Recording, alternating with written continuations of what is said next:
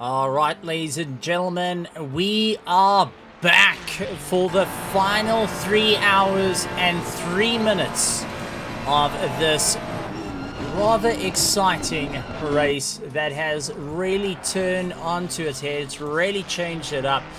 My name is Stephen Koenig, and joining me in the commentary box is the one, the only, it is Cameron de Bastos coming and joining in, having a chat with us after his race last night, and having the most beauty sleep out of all of the Team Heat together, well, the Team Heat Together drivers, and also the THT Productions. Cameron, we're in for a rather great final run. We're still keeping a very close eye on whether the servers are going to come up, and we've put the challenge out to the drivers, the cars that have really given it everything they can, for the drivers not to miss out on the opportunity to see the checkered flag for the very first time in this year's 24-hour, and being a special 24-hour of the Nordschleife 24 as the start of the RaceFace.Pro GT2 and GT3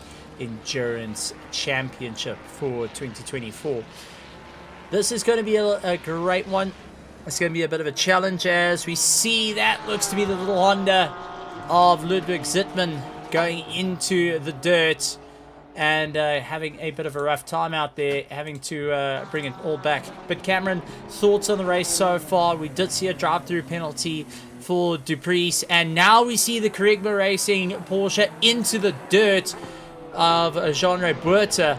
Hopefully no contact with the wall, but not ideal circumstances for them, as they are really trying to push the boundaries of what they can do, trying to get that car to the end no matter the circumstances, and want to see to hold those positions.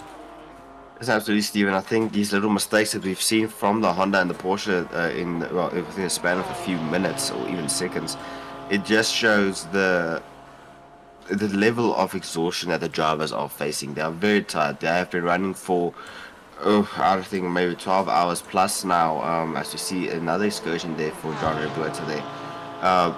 It's another level of exhaustion setting in. It's seeing the lines cross, or just losing a bit of focus for that split second, leading to a mistake there, which can damage the car quite significantly. So it's great to see. Yes, we put out the challenge. We will want to see the drivers when that little bar goes green, to have them jump back on and be ready to just complete the race. It's always great to just have them come back and finish the race. I mean, the first inaugural 24 hours for RaceFace, get it completed, and it's also the start of the new endurance season for RaceFace for this year. So we really want to urge them on, get your drivers together, get them ready, and as soon as that bar hits green, jump in the sim and complete the lap. Even if it is only for 2 or 3 laps, get across the line. We will still view you as finishers for the race. That's it. So if you're able to get your car out there, you will be featured on the live stream. We will show it off, because it takes a lot to keep it out. As we see Slick Racing pulling into the pits, suddenly getting that car into the pits, and they're looking to try and cut off all options for the PWSR team, currently running in second place on the exact same lap, might I add. So they are trying to close down the distance as much as possible. Then we have got third place Team Tryhard Bandits, with McLaren looking a little bit rough after its run into the night. We've got Hybrid Racing Pro Enduro in fourth place, followed by the ominous KSR team. They are trying to make their way around the circuit. Then we have got the Helldivers going and make their way around in sixth place. Seventh is the Pandacity Infiltrate 2, along with Team Carigma Racing, who is now in the pits getting a bit of work done on the car, a bit of a refuel. Rob van der Heever of Team Luxury Time Racing is battling it out in ninth place, getting chased down by the Pandacity Infiltrate 1 in 10th. And Venom currently lying in 11th position. No! Ooh. What a save! 10 out of 10 for the Spinala. That was definitely a well-deserved Spinala. That was beautifully done, Pirouette. Great execution. Definitely need to change the short to the driver and the entirety of the team on that one. And running in 12th position at the moment is Team Ebb and Flow that are still out there. The lone Honda looking to make an impact here, but all eyes are going to be set to the front of the field between the likes of Slick Racing and PWSR. Having worked out the math, is going to be right on top of each other come the end of the race. Oh, as we see, that is Mac van der Merwe, who is hanging on the back of Tyler Humphries and is sliding that McLaren around and not hanging around at all. Mac van der Merwe is not looking to lose a bit of time here because he wants to make up into that 4th place with hybrid racing only 114 seconds up the road. Yes, no, I mean, they really want to get that position there. I mean, they're chasing it down. And Mac van der Merwe, a driver I've battled quite a few times personally with some races here. Very fast, and the Omnius KSR team really want to... I mean, they were leading earlier into the race, and then they had a bit of a unfortunate stuff before the accidents before the red flag. So they started at the back and they're fighting their way back. They really want to either just be on the podium, but they actually want to try and win it. But with only 2 hours and 57 minutes left to go, and being quite a few laps down, they've been through the wall, Stephen. They've had their own battles, they've had their excursions, and they had their time in the pit that they had to fix the cars. But they are still going. Anything is still possible. Who knows? Any of the front runners might be experiencing some issues later on where they get a disconnect, so you never know what might happen. I think the only team that has had any sort of luck this race has been the Slick Racing team. They're the only car that has not run into an issue, and they're still out there giving it everything it got. 91 laps completed in this race. And to remind people of what's happened at 12 o'clock. Oh, we just said that there was no problem. Oh. Chris is getting a spin. He's spun out. Chris Heineke spun out. He's kept it out of the wall. Even coming in with the commentator's curse there for the lone Bentley. Really hope that the damage isn't too much there, but I can tell you now, Stephen. He kept it out of the wall, but those tires are going to be screaming. Yeah, they are going to be crying for enough, and he's battling to get that car to just swing its nose in at this point. I mean, this has given the PWSR a chance to start going through, but I do want to remind everyone that in the Slick Racing there is only 2 drivers that have been doing this entire race for the 24-hour race. There's only been 2 drivers in this car, and Chris Heineke is one of them. So he has had next to no sleep and has got the concern. He was actually the chap that worked out the math whether they are going to be in the clear or not come the end of the race. So he has got that currently sitting on his mind, going and saying, what if? That little voice is now gone from a whisper to a scream in his head, and he's going to have to put that behind him. He's going to have to start looking away from that and say, I need to concentrate on what I need to do right now. Thankfully, at the moment, they've got Tyler Humphries to deal with, and they seem to be a little bit quicker than Tyler Humphries every single lap at this point, which is a saving grace. And I say it's a saving grace because you got a driver that you can balance out on. You got a bit of pace too. Chris Heineke does know how PWSR works, though. He knows the inner workings of that team. He knows how the brain starts to work with Alan Patterson, Kieran, and everyone. And he knows that there's a possibility depending on what needs to be done, whether they need to get their fastest driver out for one last take, for one last launch to go for a line. So he's got that thought in the back of his head. But I also want to talk about Henry Platt right now, running in third place, Team Tryhard Racing. This will be their first comeback to the podium spot after quite some time of being out of the podium. So Team Tryhard was one of the initial old school teams that raced here in RaceFace even before hybrid racing. It was actually the mother team to Hybrid Academy that is now known as Hybrid Racing.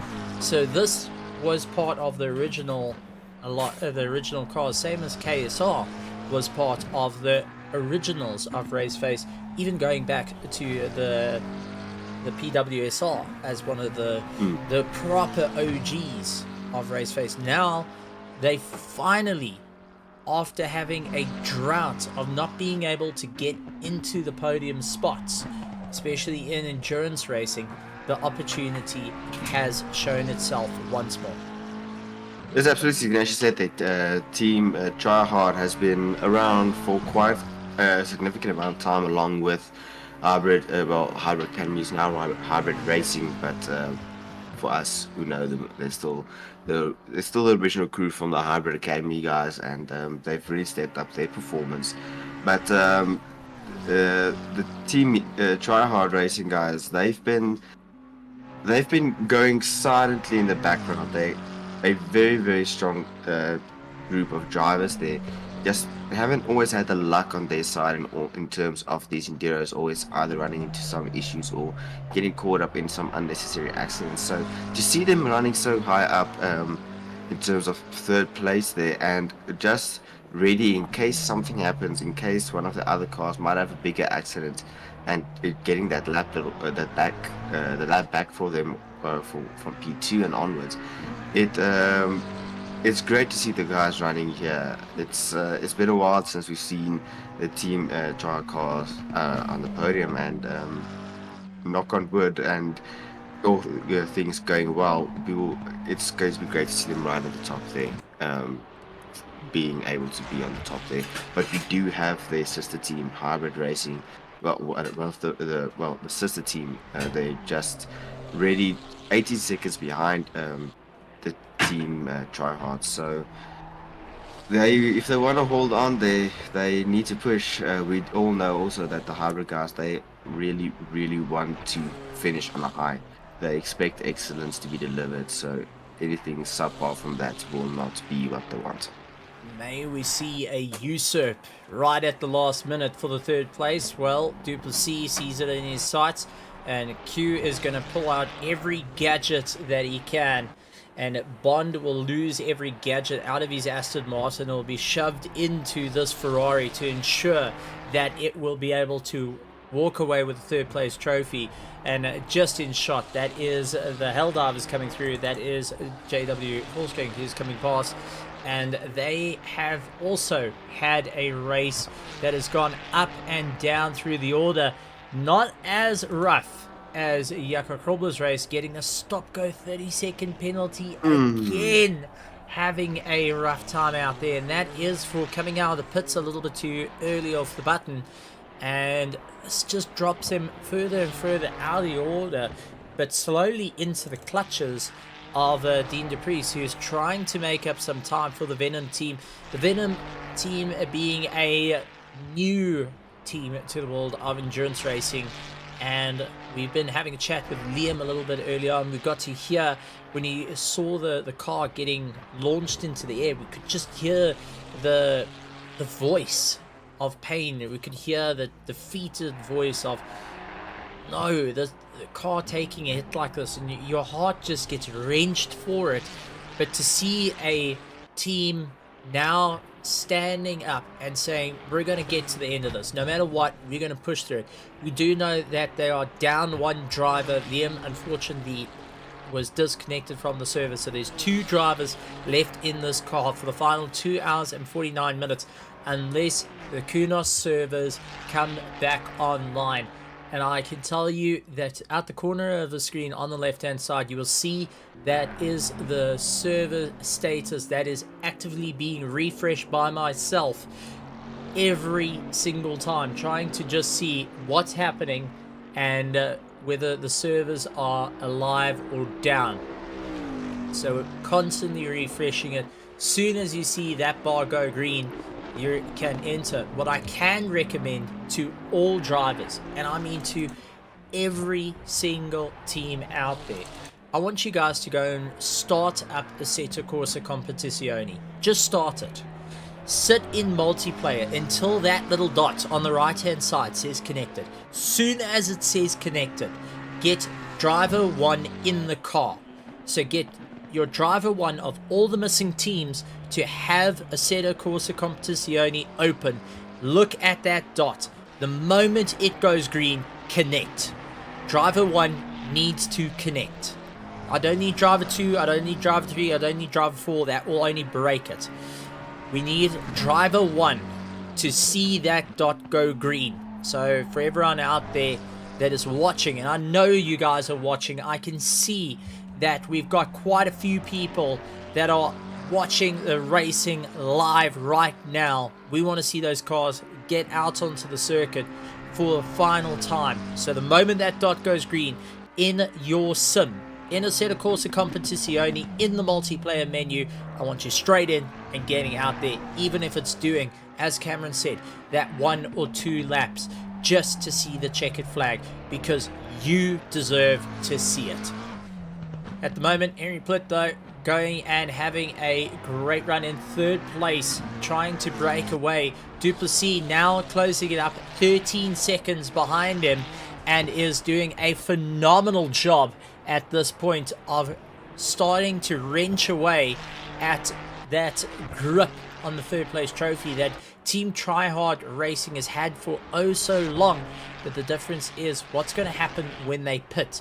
Will it be enough for Duplessis to have a bit more pace underneath him to get that 3rd place? Or will fate not be with him this time round? But taking a look, we got Volkswagen behind of the Helldivers lying in 6th place. He's hanging on to the back of Duplessis, hoping that he can pull him a bit closer to Brandon Kruger, who is lying in 5th place.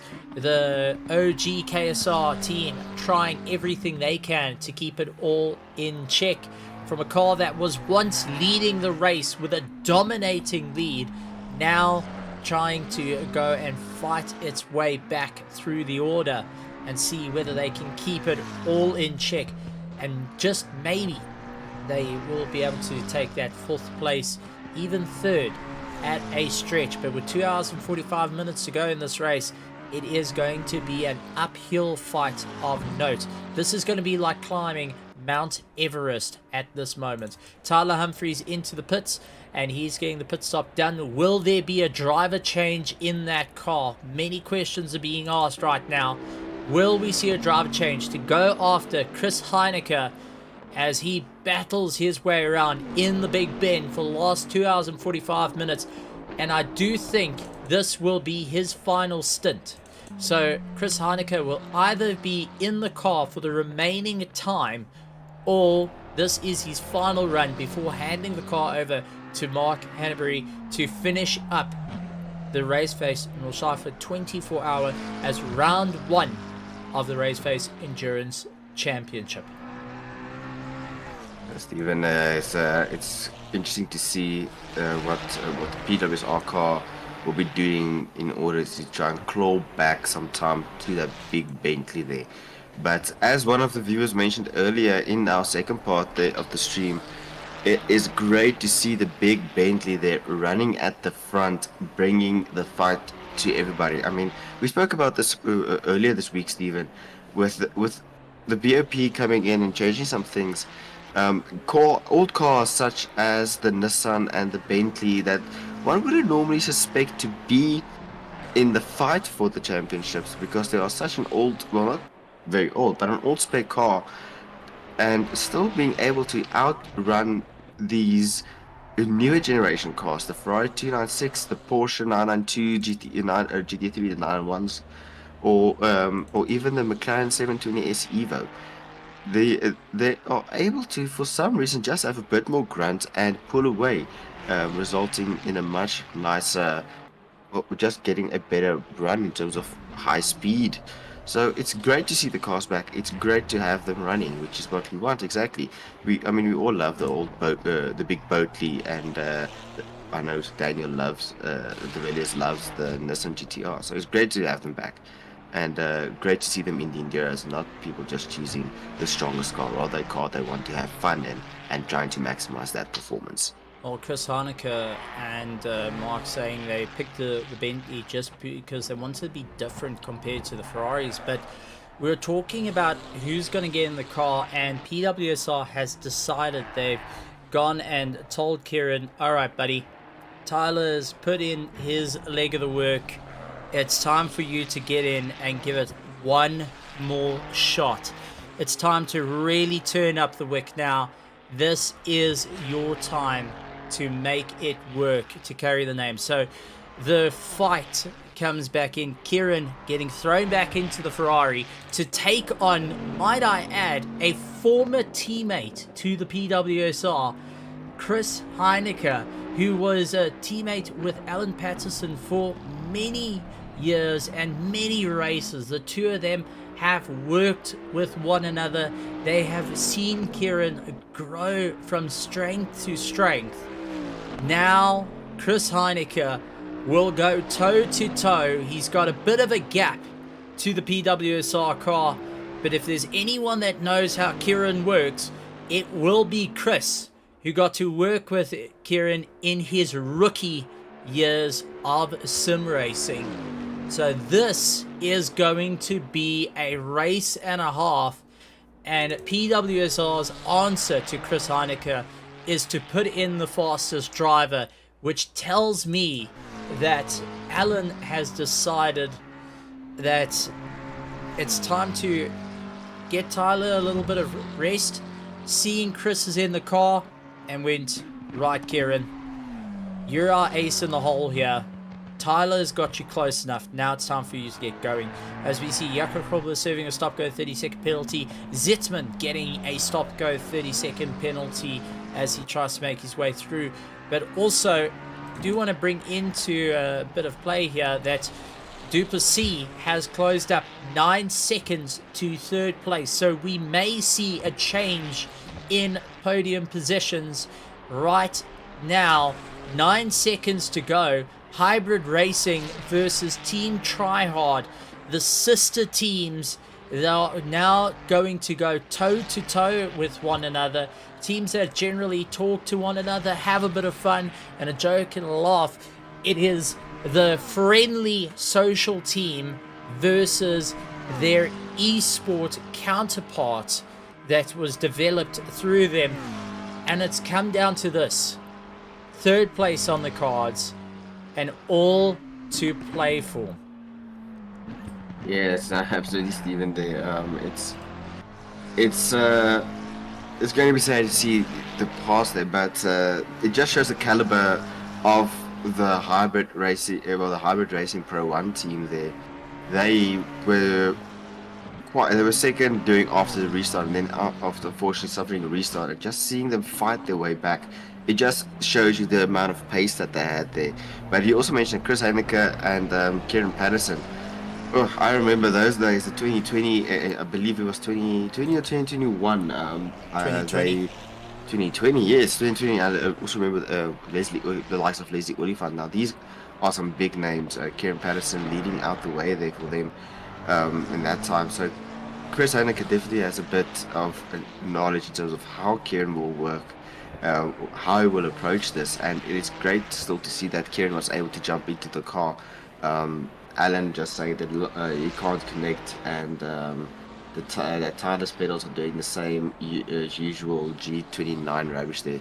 I've never had Logitech. I'm fortunate enough to say I've never used a Logitech G29, so I do not know that. I did The accelerated jump, so you can go from full throttle to 70%, and that does explain why Tyler was trying to get a little bit more out of the corners, because if you can't get the power down in a straight line, you want to try and carry as much of that pace through the corner, so you start risking it for the biscuit. And unfortunately, with the service still down as it is, there was no other driver that they can put in other than Kieran. I think Kieran. Well, But luckily the fast guys connected. One of the fast guys are connected.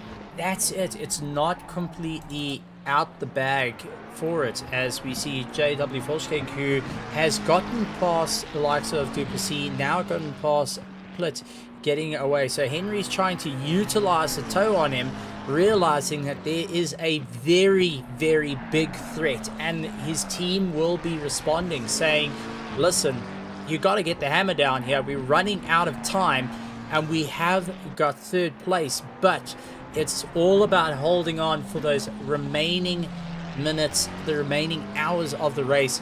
And this is what, when we first started with it, is what is going to happen in later in the race. That stop-go 30-second penalty that you thought wouldn't affect you, you thought that 1 or 2 laps that wasn't the greatest wouldn't affect you. Well, you 2 hours and 37 minutes left till the end of your race, and those issues, those little gremlins, will be knocking on your door.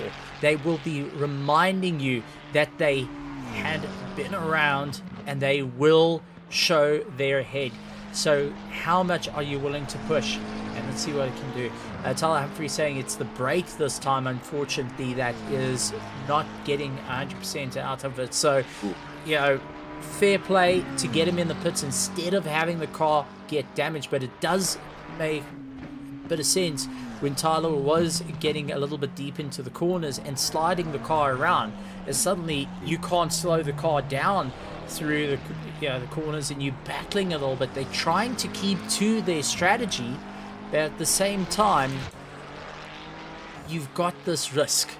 So I understand in terms of getting him, getting Tyler out of the car, thinking of the long run there. But Tyler, from my side, to go around with brakes that are just not working with you around this circuit, doesn't matter whether you're in a GT3, a TCR, a Mazda MX-5, an LMP1, LMDH, whatever it is, well done, my friend. Well done.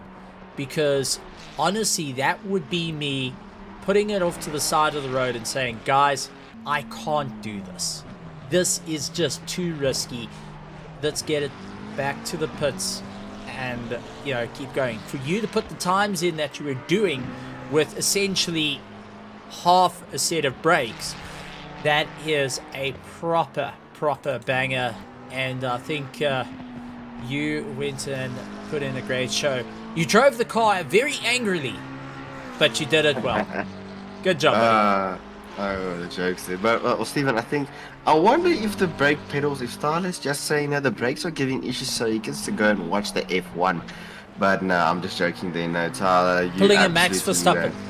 Yeah, just quickly. Okay, I'm cool. I'm gonna blow the rear brake. I'm gonna use the brake pads, rear brake pads, and then just blow up the entire housing of it so I can go home and some race. But no, Tyler, just kidding with that one. You absolutely ran a good one there, and it's well done to the team for rather saying let's protect what we have, get you in, change the drivers, and just run for safety. Just run it, dude. There's no point in risking it. I mean, second is still second.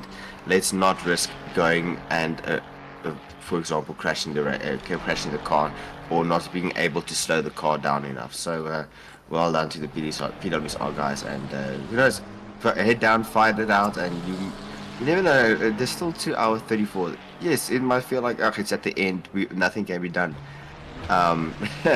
It's not over, guys. There's a lot to be done right now, both on the same lap. So our lead will come down to a neck-and-neck race to the end. Much like what we're seeing out on circuit at the moment between the likes of Team Triad and Hybrid Racing closing up one another. But, I mean, Cameron, just imagine if you as a driver, you're in this race. You've done everything you can. You've been fighting it out. You've been wanting to just go that little bit more. We had a chat with Liam a little bit earlier where he said he just wants to get in. He wants to see that flag. To get told by your teammates of, listen, let's think about this. And what are we going to do? And to, you know, as a driver, say, I agree with you. Let's get me out of the car, or let me back off. I mean, this is a case, it's a bitter pill to swallow. I mean, you and I had it a couple of times where leading ahead of you and the news comes in, you're 3 seconds quicker than me. Yes, we're fighting in a driver's championship, but there is a team championship coming into play. You got to start thinking about the bigger picture, and just that little bit of take a breath, lift, open the door, go for it. That is a show of driver, and definitely going and showing the experience of a driver instead of just going all or nothing. It's trying to think a long game, as we see that is the team try hard in the wall. In the wall. Hopefully. Getting a bit too loose there, but they're rolling again. Just some scratch on the paint. A side mirror going a bit goodbye there, and I've got this race open, Steven, and I've also got the F1 on one of my screens here. And as that happened, I think they're trying to pull a Valtteri Bottas now. Bottas is now stuck on the side there also, with just for our viewers who aren't watching F1. Some engine issues there, but no, that I mean we were just talking about what would happen in terms of just letting the sister team through, saying, okay, well, you know what, we've had our fun, let's rather have you guys are faster, we're not gonna mess it up and just let you guys go there. No, that was racing, giving it everything. It's racing, unfortunately. That's it. Unfortunately, just packed up. But just as we were discussing that possibility there, I mean, but as you mentioned, Stephen, it's about the drivers having to be mature, thinking about what's best for the team, saying, okay, I know I'm not that fast in terms of our drivers. I mean, compare me and you. Liebenberg getting a little bit out of shape as he makes his way through, so yeah. So just a bit say hi. But I mean, Stephen, I'm gonna tell the viewers here, you sell yourself short. Ladies and gentlemen, if you want to see Stephen in his natural element, give him the Audi GTO and just let him heel and toe for the entire race. He is mega quick. I won't be able to even do that. And Stephen is selling me short. He's a very, very fast driver, even though he argues me about that. But no, I mean, Stephen, we've had the times when we say, like, listen, I'm 3 seconds off the times that you guys are running. I'm not going to battle it. I'm just going to let you through, even though it's for a championship point. But it's all about just being a bit more mature. I mean, we've had the points of a time where, yes, I might be faster, but I'm laps down. I'm not going to risk your race. I would rather let you through instead of costing myself some damage. So it's all about just the drivers having to be a bit more mature, saying, listen, let's put you rather in. I know I'm not the best, so let's go from there. So you never know, Stephen. It's great to see rather drivers putting their egos aside, one would say, and just saying, listen, go ahead, race, take the car over. I'm fine with just sitting back, playing the engineer for now, and just driving. Yeah, done my job, and now it's to see it all to the end, and that's what all the drivers are wanting to do, just see it all to the end. As we see, Henry is 3.9 seconds behind the hybrid racing, so I don't think it's over just as yet. Duplessis is on a bit of a charge, but he is starting to hurt those tires a little bit, and Henry's just keeping within arm's reach and will be in a fight. So expect to see, we're in for a fight, not only for first and second, but third and fourth is still on the cards, plus sixth. We've got 7th, 8th, and 9th is still on the cards between one another. They are going and pushing it as hard as they can. Then you have got Deshaun Mazart, who's currently in, so Moss trying to get a little bit more drive, and he does have Ludwig Zitzman coming after him. Ebb and Flow and Venom have been at each other's throats throughout the race, pushing themselves a little bit harder, and their race is not over just as yet. So we have got multiple little fights through the end of this race that may be make it or break it for a lot of these drivers. I mean, take a look. LTR is only 70 seconds, and yes, I say only, and you say 70 seconds, and guys are immediately, oh man, that's miles away. But it takes one mistake. One mistake, and these drivers will sit in the pits for well over 3 minutes, and their drive back to the pits can venture up to 12 to 13 minutes a lap if they get it wrong. So the room for error is not there. You have no room for error. They are exhausted. They have gone through hours and hours of racing. These drivers, yes, they had a red flag, but they raced 4 hours, then it was red flag, came back at 8 o'clock. They are racing through 15 hours of racing. They've been awake during that little red flag period, watching when it all goes green.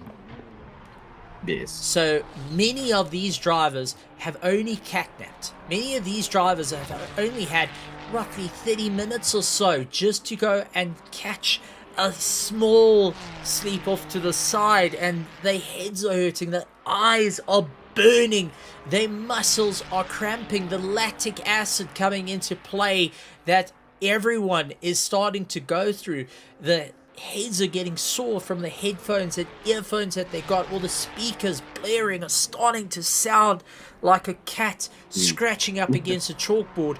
They physically and mentally worn out, but the teams and the drivers are going to persevere through it all. You've got the spectators that are going to persevere through this fight, and I still call on every driver that started the race, to every driver one of the teams, to have Assetto Corsa Competizione open, that when that little green dot pops up in the multiplayer menu, for you to connect and get that last couple of laps in to finish the race on a high. I can see in the Discord the guys have been chatting about it as well. We see Issam Domingo saying, let's go boys, finish strong. That is from a driver that who's not entered into this race. He is cheering for the guys to be on. He wants to see his friends get through it. Werner Skuman saying that he wants to also try and get back in as well. So, I mean, this is what we're starting to see. Yes, we've got the Pandacity cars 1 and 2 out on the circuit, which is great. But everyone wants to see that line. And they want to see it. They want to see the way they start. They want to see it from the driver's seat and go, I survived the green hell. Yes, absolutely, Stephen. I mean, every driver, it's always just trying to get it finished, but this also shows that just the camaraderie, the whole, it's, you might be enemies on track, but they're still friends off track. It's how the close knit the community really is. So we really hope, rather than just saying that it might not look like they might get in before the race end, but you never know. Lady Luck might be on our side, or on the driver's side a bit, and surprise everybody. But we really hope that they can get it sorted. Kunos is working hard, furiously behind the scenes to get everything up and running there. But you never know. As you said, it's never over till the very end. So it's great to see the drivers motivating each other on trying to get it finished and get it ready there. But yeah, it's good to see it, and we really hope that the cars can get back in. I mean, if you take a look at an endurance race, let's be honest here, Cameron. You do a sprint race, and a guy disconnects. You're like, oh well, whatever. If it's your mate, oh well, see you in the next one.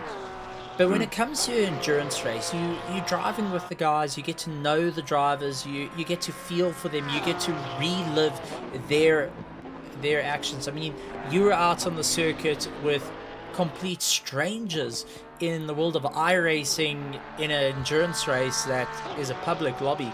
but you got to know the drivers. You got to see who was there and got to say, well, yeah, you kind of feel bad.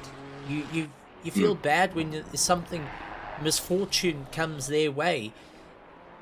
Now you've got your friends that you have fought time and time again out there on the track.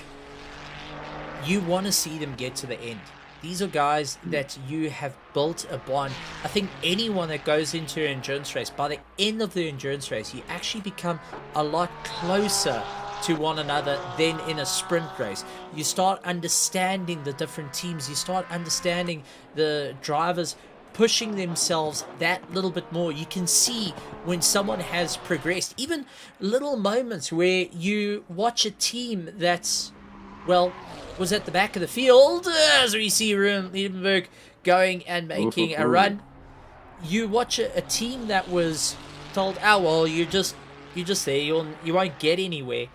Now suddenly you're actually cheering them on. You're going and saying, hey buddy, you can do this, you can get to the end. Show us what you got. And not to copy any words or any sayings from Rick and Morty, but you do have all those moons going, show us what you got. Show us that you can get to the end. And you start cheering the guys on. And let's be honest, even as a driver, you're watching the faster cars come by and you're looking at them and saying, go buddy, you're nearly there, you're nearly up the road, you can do this, I believe in you. I mean, take a look at the battle that's happening right here with Team Tryhard and Hybrid Racing. If you're out on the circuit, you watching this little fight happening, and you start going and supporting your drivers that are around, your friends, your teams that you suddenly you're developing an interest into of, hey, here comes the leader. Oh, it looks like they're in a fight. Who's going to get it? And the questions start being asked. Within everything, you start trying to will the guys on to get to an end, much like they're doing to you, to will you on to get to the end of the race. And this is what I love to see. And I love to see even the spectators getting involved, cheering on throughout the night. And Cameron, while you were asleep, while everyone had a bit of downtime, I mean, we had over 400 eyes come and tune in just to watch the racing, just to see what's going on. And I can even see right now there's people still re-watching the action, and it's climbing. This is what's amazing. People have got fans of this. You've got drivers, you've got friends, and you know what? You might care about the Formula One. You might be going, hey, Max Verstappen's in the lead. I don't care about Max Verstappen. I don't care about Carlos Sainz. I don't care about Valtteri Bottas. It's broken his engine. What I care about right now is seeing whether Slick Racing will be able to dethrone PWSR. Will PWSR be able to overcome every challenge that was thrown at them? Will we see Hybrid Racing be able to beat out the sister team of Team Tryhard that has been off the podium for years, not months, years at this point? I mean, there is cheering on from rival teams that are cheering the Bentley to finish, to be in first place. People want to see the Bentley take the checkered flag once again, and this is what I love to see. This is what we got. We have got rock stars on the circuit that are going to push themselves harder than ever before. With 2 hours and 20 minutes of racing, I don't want to hear what Formula One is going on, because right now we've got the World Championship in front of us, and we're getting to talk through this all. We're seeing guys dropping the wheels on the dirt. This has been some of the hardest racing that every single one of these teams, drivers, and even our spectators have gone through in every single year that Assetto Corsa Competizione has ever been out. And I will take that to my grave. I mean, obviously, I'm not going to argue with you. I think people brand Formula One as the pinnacle of motorsport. I'm sorry. The real pinnacle of motorsports is endurance racing. It's the ultimate test. I view that as the pinnacle. It's not everybody's way. Not everybody's even set up to go for these long endurance races. So this is where the action, this is where the real strength gets shown. And the characteristics of the cars, the drivers, what type of people they are in terms of seeing it to the very, very end. I mean, everybody loves a good underdog story. The big Bentley, winner of a Bathurst 12 hours, being able to run it here, take it to these new next gen cars, you can basically say, and leading out the way with Kieran Patterson trying to claw back as much time as possible. Now, one would normally say, oh no, Kieran is so fast, he'll be able to claw back time to Chris Heineke. No, Chris Heineke is an alien in his own right. The guy is fast. He has great pace. So he's definitely not making it easy for Kieran, and it will get into the heads of Kieran and the PWSR guys saying, oh dang it, if only this happened, if only they were able to do this a bit earlier. But no, it's great to see it leading there, and I really hope personally that it will take the checkered flag and lead in this race here. I mean, these guys, they've dropped down the order, they fought back, and they are leading again.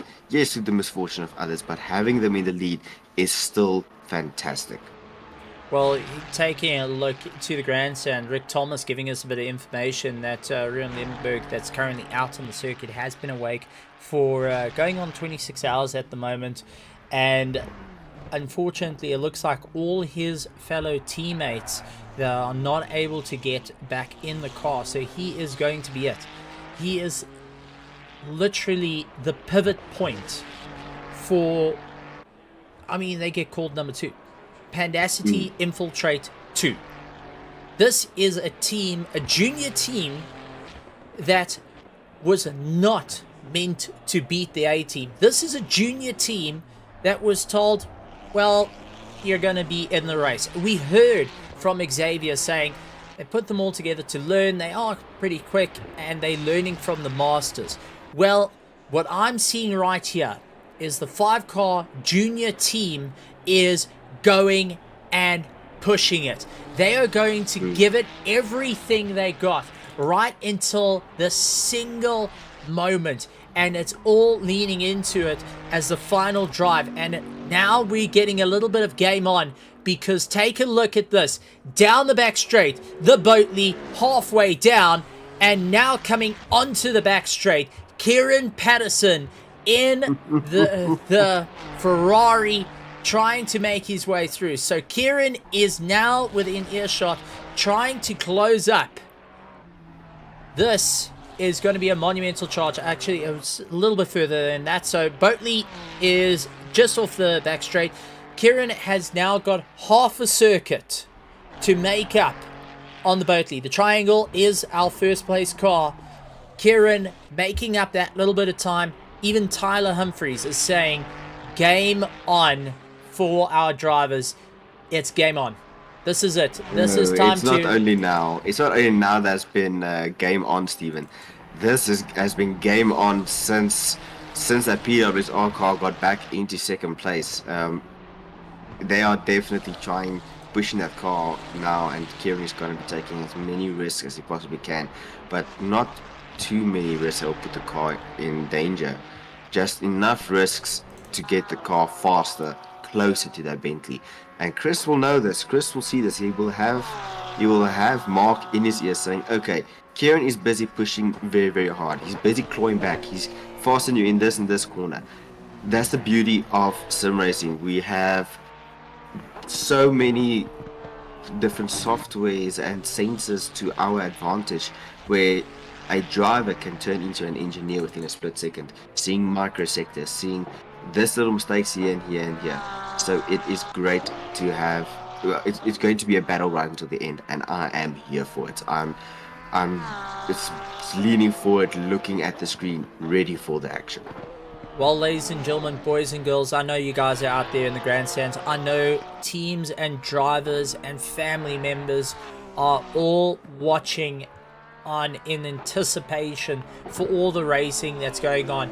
Buerta 33 seconds behind Liebenberg, who is in 7th position. The junior team now pivoting on his shoulders. Brandon Kruger 129 seconds away from Duplessis in 4th place. Duplessis now trying to get past the LTR car and now is gunning it after Henry Platt, who is now in the pits to go and try and take that third place, to usurp the position right at the last hour, or the last 2 hours of this. And ladies and gentlemen, boys and girls, I know you guys are in the chat, and I know that the drivers and the teams are looking at this.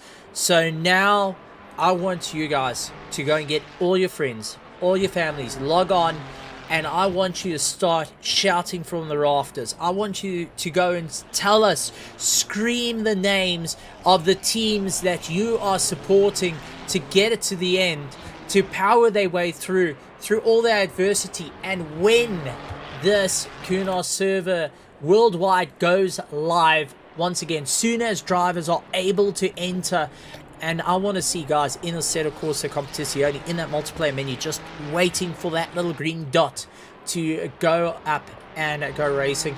I'm actually going to ask Cameron, I know you've got screens, would you be able to, for me and for everyone at home, put a set of Corsa Competizione on and hit that multiplayer menu and just see when that green dot comes on? Would that be possible on your side?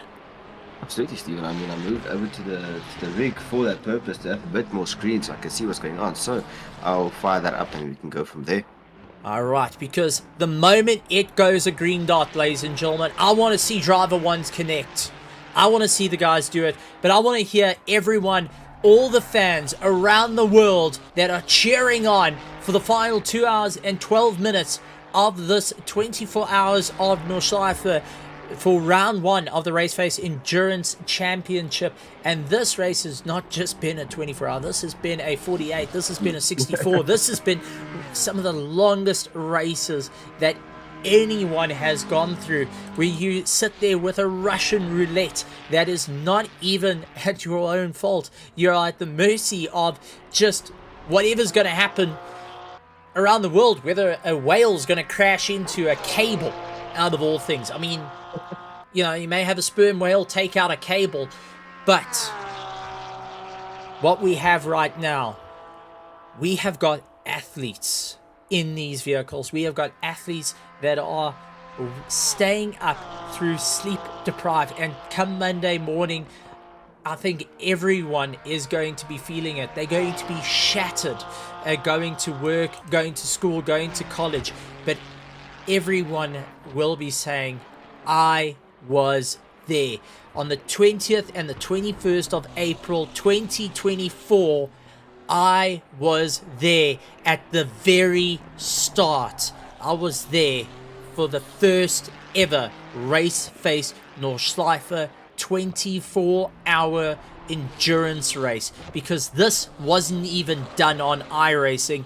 It's been on iRacing for many years, but it was never raced like this. ACC, the single sim that propelled RaceFace into what it is here today, what it has been in the past and will be in the future, as a community that has really gone and tried stepping up every step of the way. This is what we've got. ACC and the ACC drivers will be the very first to have a Nordschleife 24, much like they had the very first Mid-Ran 570, and will keep being the first. If this is the swan song from Kunos to say farewell to a sim that has really jump-started the sim racing world in 2020 during the COVID pandemic that had everyone locked in their homes, well, we're gonna give it everything we got. And I know people are gonna say, oh, but you know, the Jardiers aren't racing. Who cares about the Jardiers? Who cares about the Jimmy Broadbets? I want to take a look at what we have here, because nothing's more lacquer than local. Local is like exactly as you said, Stephen. I mean, Yes. Oh, as the Kerigma, a Team Kerigma racing car that goes a bit on an excursion into the gravel there, or the dirt there. But see, I mean, yes, we have there are the likes of Jarier and George Boothby and all those and Luke White and all those big names. But Who's she? exactly, we South Africa, we have the talent, we have the guys that can take it there. It's just we need to show it to the world, and these guys need to be told, listen, you guys have it. We need to build a platform, and as you said, it might be the last swan song from Kunos. I really hope it's not. I really want more from them. ACC is a beautiful simulator. It's not yes, it has its nicks, but show me a simulator that is perfect. There won't be one. It's a piece of program. It does have its bugs, but that's what makes us love it. It's a beautiful a piece of coding from its IT perspective, and just in terms of what they've achieved with the simulator, just makes it beautiful. And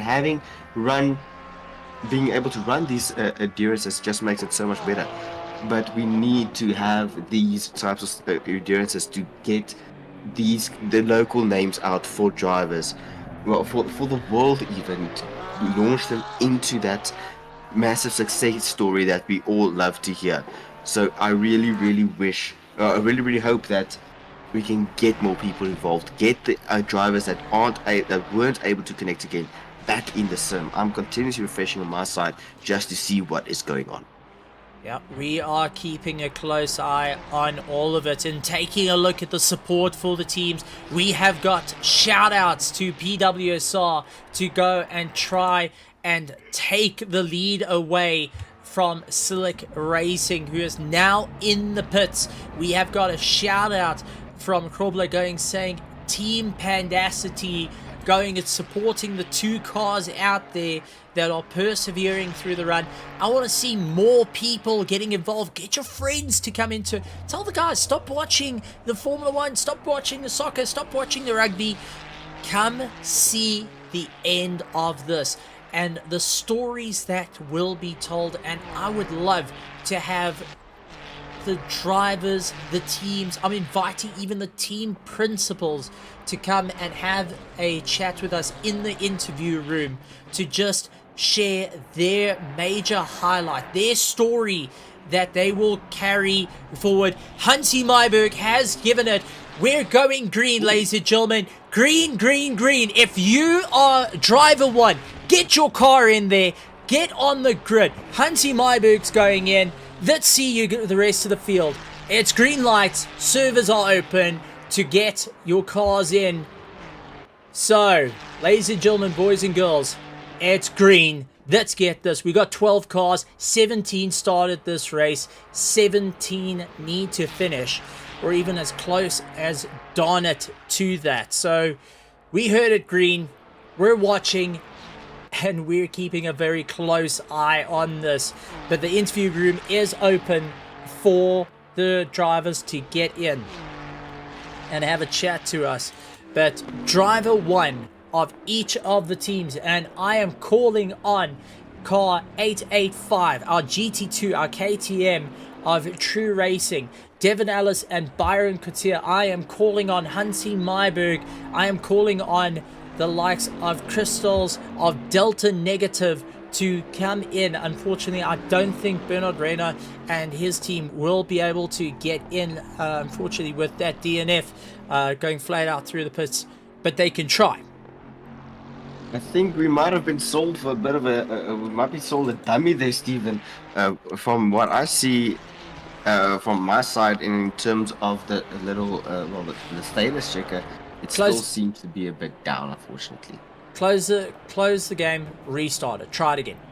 Already done that. It is giving me the, trying to connect. It keeps on saying connecting. So that is some good news. It seems like things are stabilizing out there. I'm definitely keeping an eye on it, and we'll let you know as things happen. But so far, it's there. Hunting might have gotten the green light. You never know. Just some systems taking a bit forever to connect. So we'll see what happens. It's going to be all or nothing, ladies and gentlemen. This is the race that everyone wants to be in. Everyone wants to finish. The support for the teams getting shouted out from the rooftops here. The PWSR getting told, go, go, go. All faith being put into the hands of Kieran Patterson as he chases down former teammate Chris Heineke, who has been a two-man team in this Boatley, in the big Bentley, trying to go and prove that it is not done and dusted. You have got Jaco Kutzer of Team Tryhard 50 seconds behind the likes of QNWC, who is currently in third place. So the weight of getting a podium for Team Tryhard is in for a run. Then you have got the likes of Van Wyk, who is trying to close up on Jean-Ray Buerta, the rookie team, taking on one of the most dominating, and I will say dominating, Pro-Am teams that have been in the world of endurance racing here at RaceFace.Pro. Team Kerygma has been that consistency. This time round hasn't been in their favor, and now they have the young guns coming after them, looking to put in a fight. But I'd love to have a chat to the different drivers, the team principals. If you guys have a little bit of time, head over to the Discord, head over to the interview room, or even send a message on, because we want to hear from you guys on your moments. Please keep it PG-13, no swearing allowed, no racism, all that type of stuff. Everyone knows, rather behave. But we would love to hear your guys' stories as we start venturing towards the end of this race, Cameron. It's getting closer and closer. Nerves are starting to kick in for every single one of these drivers. Everyone chomping at the bit to go green light racing for the cars that missed out on this race. Want to get the checker flag. Guys sitting, chomping at the bit, waiting for the button to go in. We got told by Hansi that green, green, green, and it just went down as he sent that message. I mean, this is it. First place is separated, not by much, and then you've got third place, 50 seconds. You've also now got Brandon Kruger, 71 seconds behind Kutzer, so they may be able to take fourth place away. Team Tryhard may be losing their grip on things, and it's all resting on the shoulders of Jaco, where Brandon Kruger is getting told, you best get your hammer down. The Omnibus KSR team needs to have a bit of a pull here. We want to be out of fifth place. We want to be as close as we can to the top running order. Jean Leroux of Helldivers, that is going for Super Earth right now, is really sending it from orbit at this point to try and get himself back in and racing. But there is the gap between first and second. 137 seconds is all it takes. When we also take a look at third and fourth, it is 51 seconds after quite a bit of time of racing. 13 hours, going nearly 14 hours of racing for after the red flag. This excludes the 4 hour that we had before we red flagged and the time delay waiting for the service to come back online. I mean, we've got everyone just giving it their last little bit, and this is where drivers start getting into autopilot mode. You start just trying to get those laps in, you're trying to just keep it going, you're really just looking and going, how long is it left, how long do I need to keep the push, how long do I need to keep my foot in this? Your arms are aching, your wrists are sore, your fingers are sounding like they are going through a concrete mincing machine. Your knees have given up the ghost and you're wondering what you're going to do. Your back is aching, your lower back feels like it's just fused itself to its neck. But you know that you cannot throw in the towel, that there is no way you can quit right now. This is it. This is going to be for a fight, and there is people begging for Kunos to give the green, going and shouting it from the rooftop. I mean, Hansi Myberg is shouting at the guys to make it go green. I think he's refreshing the computer more often than not. I think he's got every single one of his computers fired up, whether it's the missus computer, the kids' computer, everyone just going and refreshing, waiting for something, just something to connect. There is a sign of hope in every single one of these drivers and these teams, and every single person, even if they are not able to get it to the line, even if they're not able to, for whatever rhyme or reason, you're not at home, you're watching from your phone, you're in your car, using your data, watching off a Discord while your mates are driving around. You want to see that checkered flag. You want to live it. And yes, it might not be the same as going and taking the checkered flag, but to know that you were there, because no one can take away the very first RaceFace Nordschleife 24 race. Not a single person can say that you weren't there. Not a single person can say that you never tried, because we had cars start, we had drivers push their way through, and I'm going to just let you know who those drivers are.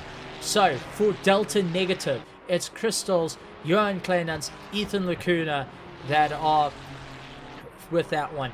Then we had Slick Racing still out on the circuit, Mark Henry and Chris Heineke. Hybrid Academy Pro Enduro, Kieran Duplessis, Tianas Buerta, Sean Fafiers and Daniel Rowe. PWSR, Alan Patterson, Darren Miller, Kieran Patterson, Tyler Humphreys. For LTR, it is Jason Farner, Gerard Pretorius, Ian Mouton, Rob van der Hever and Ulrich de Jager.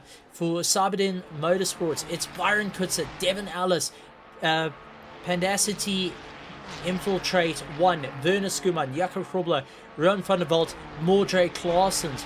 Then for Pandacity Infiltrate 2, it is Ryan van Veek, Rick Thomas, Connor Bergstrom, Ruan Liebenberg and Nicholas Kirk going and running his way through.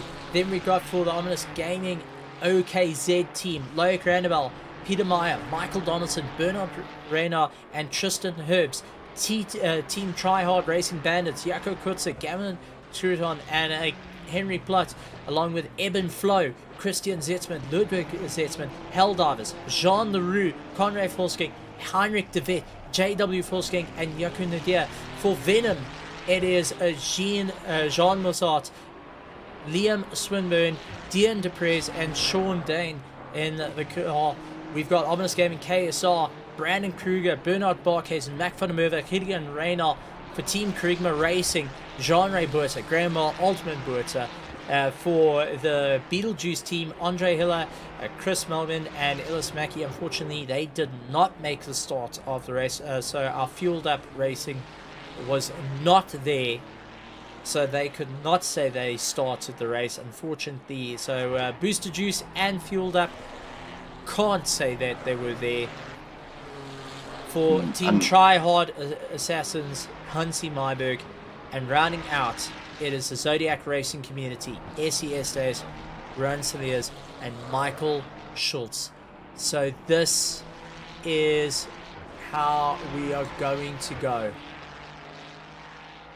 Yeah, Stephen, unfortunately, with those two teams, unfortunately, not popping up there, but it's still having, for these drivers currently running and those that were able to make the start, it was still they are going to be able to say, listen, we finished this, and it will be able to be backed. The results will, even though they might not be in the server, the amount of completed, they will still be shown as participants of this race. And in my eyes, you might not be able to cross the line, I will still see you as finishers, because you have more guts than me in order to Cameron, go on refresh. to this. Cameron, refresh. What you mean? Refresh your thing. You're kidding. Just refresh. I've gone in and out of this game multiple times, and it just not refresh. doesn't pick up anything. Okay. I mean, we got Hansi Myberg, who is chomping at the bit. He's even posted a picture of his rig and everything at it. I mean, that's commitment. there is a level of commitment that's going on to this, and the guys are trying to push themselves a little bit further, trying to get themselves in. They don't want to be out of the race.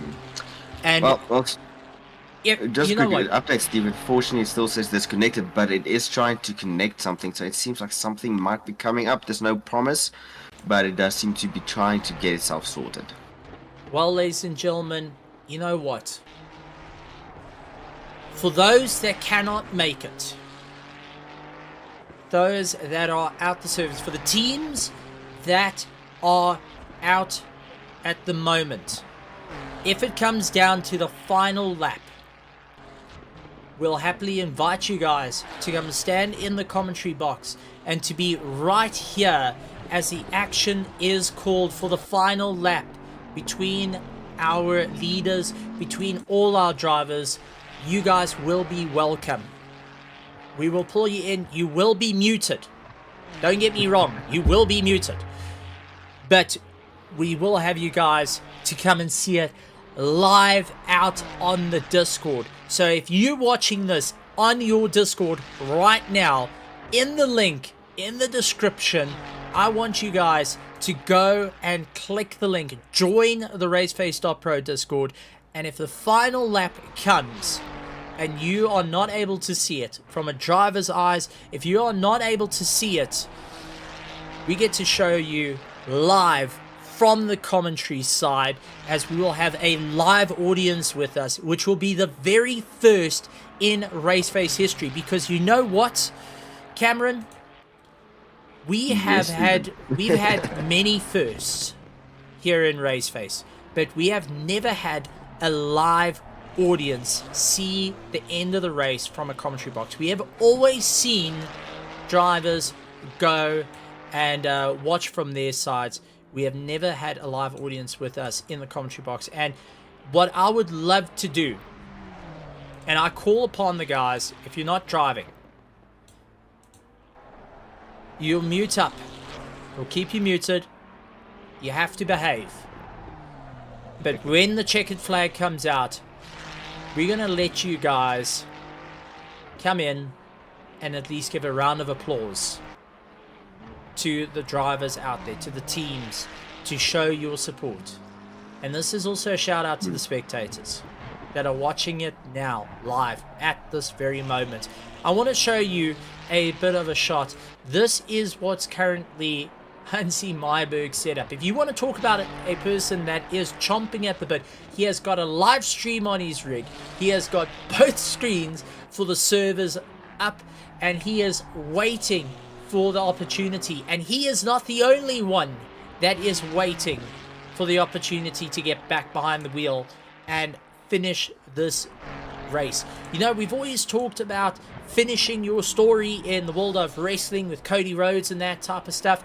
Well, we're getting to see it now for the first ever Nordschleife 24-hour race hosted by RaceFace, and being the very first hosted by RaceFace of the Nordschleife 24, now being done with a sim that propelled it all to the front line.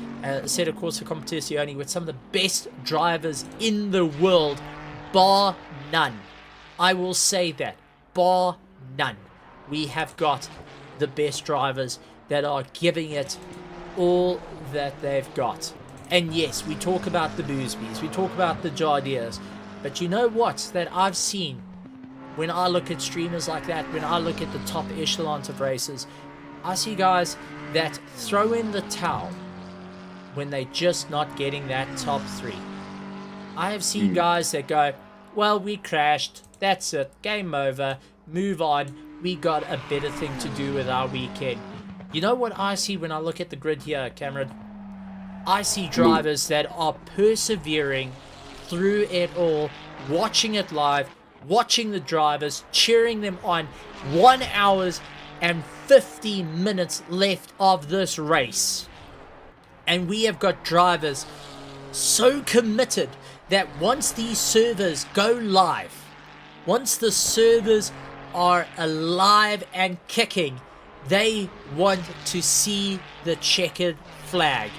And that is why I have opened up the door saying, guys, if you don't want to watch it on the YouTube, but you want to see it live as it happens, as they cross the line, we will share the screen. We'll mute everyone up.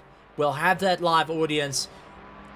And I want the guys to give a bit of a round of applause. Please, please, please. And I ask everyone to behave. But I think for the drivers to come across the line and for the teams that come across the line, it's definitely a round of applause needed in this race. We have got races happening right up and down the circuit. We've got Jaco Kutzer, 53 seconds. We have got Van Wyk, 12 seconds off Jean-Ray Buerta, who is doing everything he can to catch up to LaRue, just ahead of him. And then you have got Mordre Claessens, who has jumped into the car. He's chasing after Jason Farmer, doing everything that he can to try and move forward. You've got Moss, who's in 11th place, trying to keep ahead of their rival. This rivalry has spanned the entire weekend between the Honda and Venom that have been fighting it out till the very bitter end at this point. I mean, this is it. If this doesn't get... I'm excited. I'm emotional. I've got tears in my eyes. I am exhausted. I was talking about Farming Simulator not so long ago.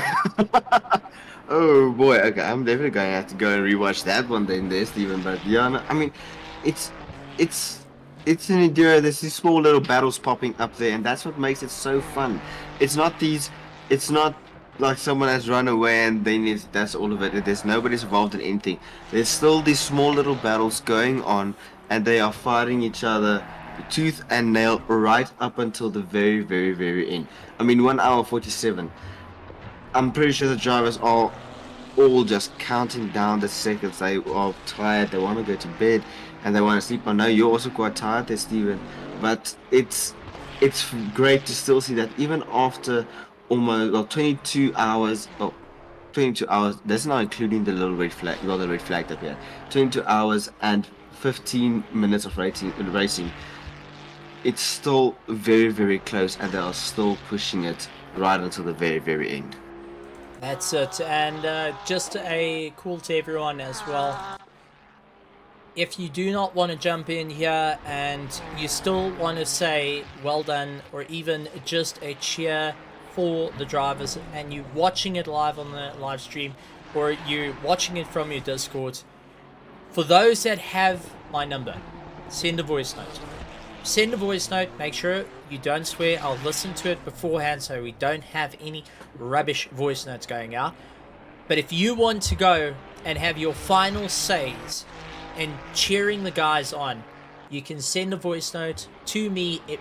I'll play it on the live stream so we get to hear people's voices.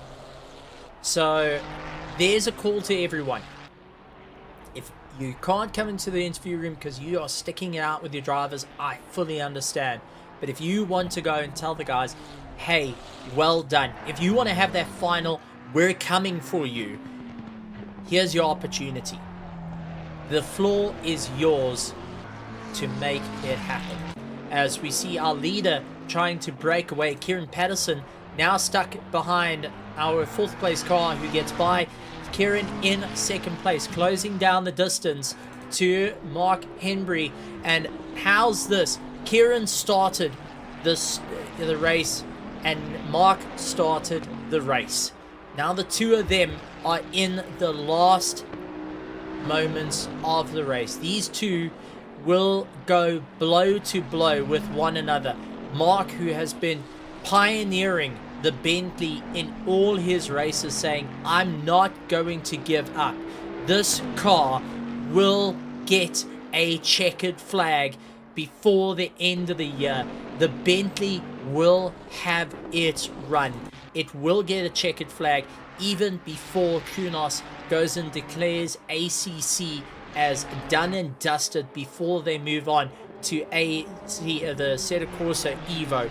He made that promise a month and a half ago, and be damned, he is going to ensure that he keeps it, because he will not be called a liar at this point. Kieran Patterson is going to fight it out, and this is going to be a proper thing.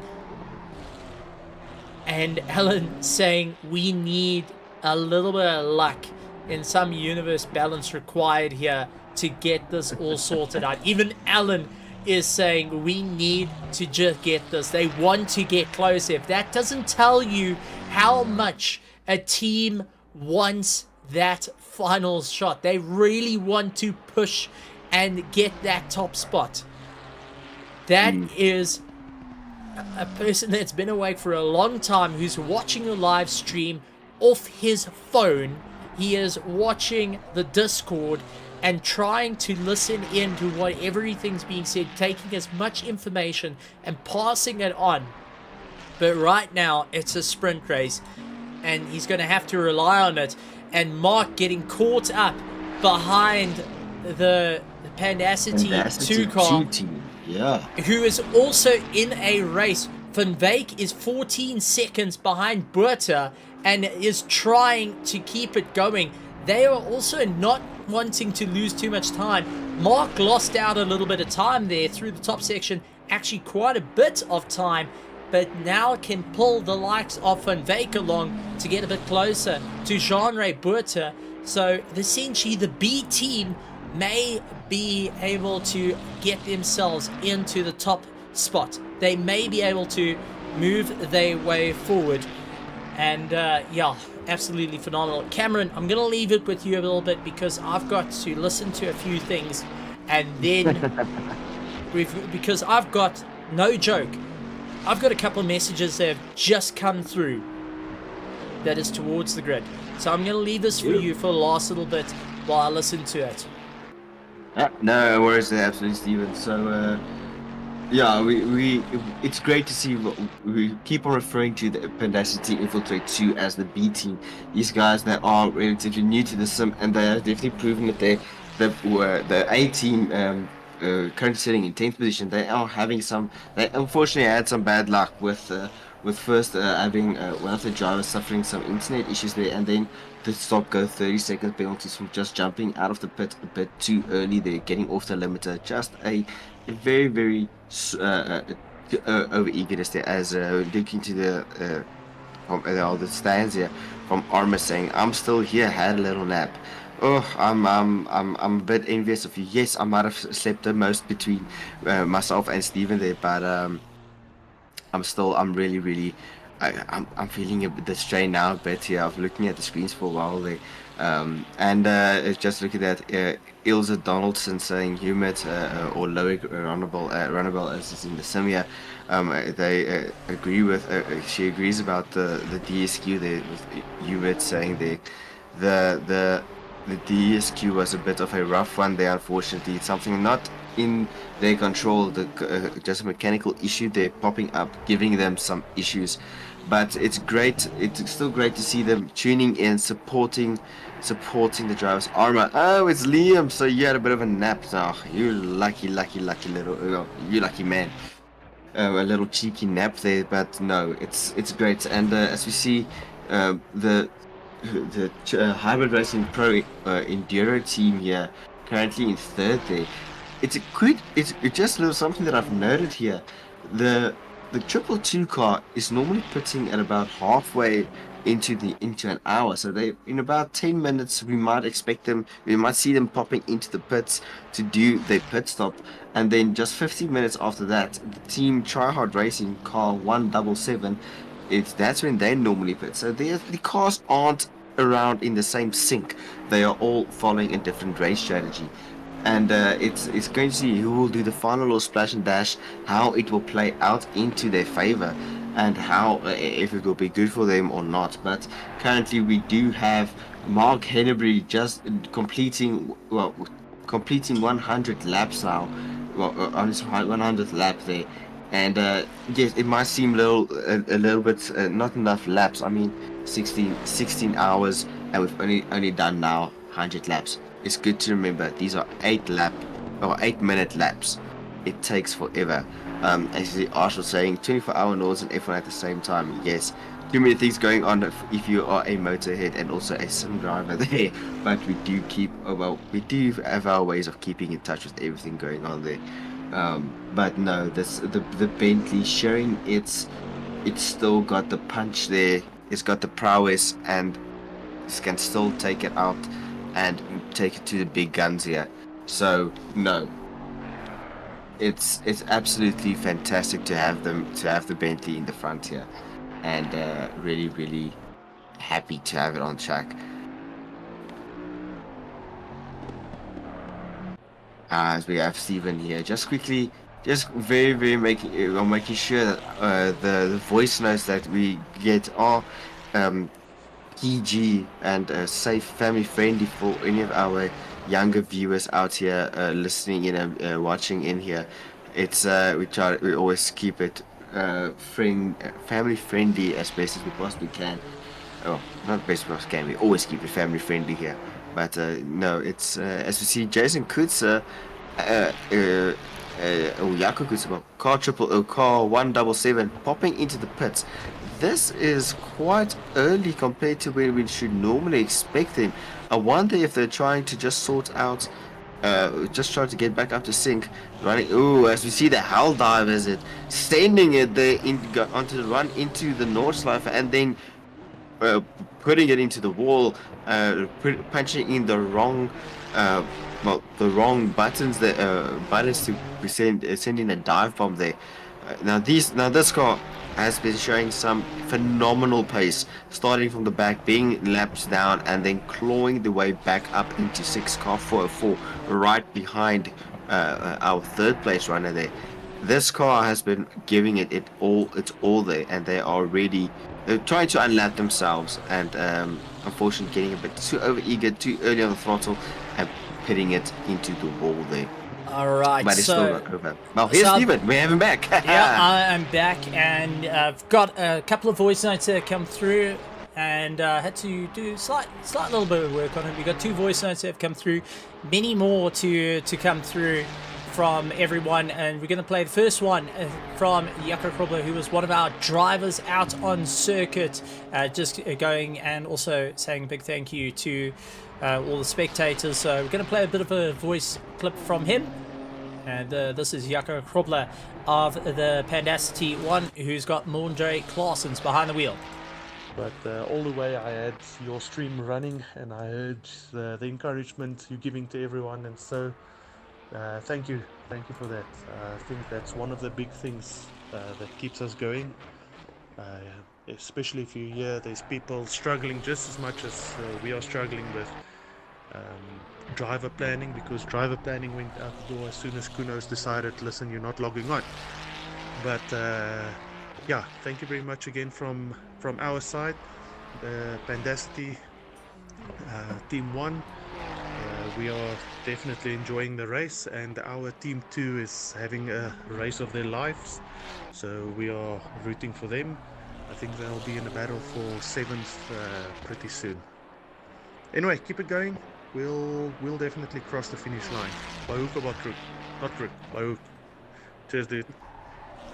So that was Jaco Krobler giving a bit of insight from his side, which is always brings a bit of a smile to your face, and it does let you know that the drivers are listening to it. So hearing all the support out there from everything, I can tell you it's amazing. And as a driver, that is one of the most special moments where you know there's people there, you know that people are going to cheer you on no matter what, and also supporting their teams for the Van Wyk. We've also got Xavier going and doing it. This is the team principal sending a voice note to everyone and also to his team.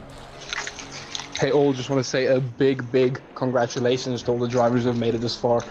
24 hours isn't easy and we had our delays, but still, what a flipping race. From Pandacity side, I want to say thank you to all our opponents that we had so many good battles with. Back of the battles, even if we had 1 or 2 minor incidents, we still appreciate it. Other than that, good luck to my Pandacity boys for this next hour and a half-ish. You guys got this. We're still fighting in the top 10, and I'm very proud of you guys. Let's go get them, boys. Thank you guys so much. Steven, admin team from RaceFace, you guys are amazing, especially Hansi. Thank you guys so much. Let's finish this off with Let's finish this off with a bang. Cheers. You can hear the emotion in that one, Cameron, where you've got a driver that is worn out that's busy saying, look, I'm knackered right now.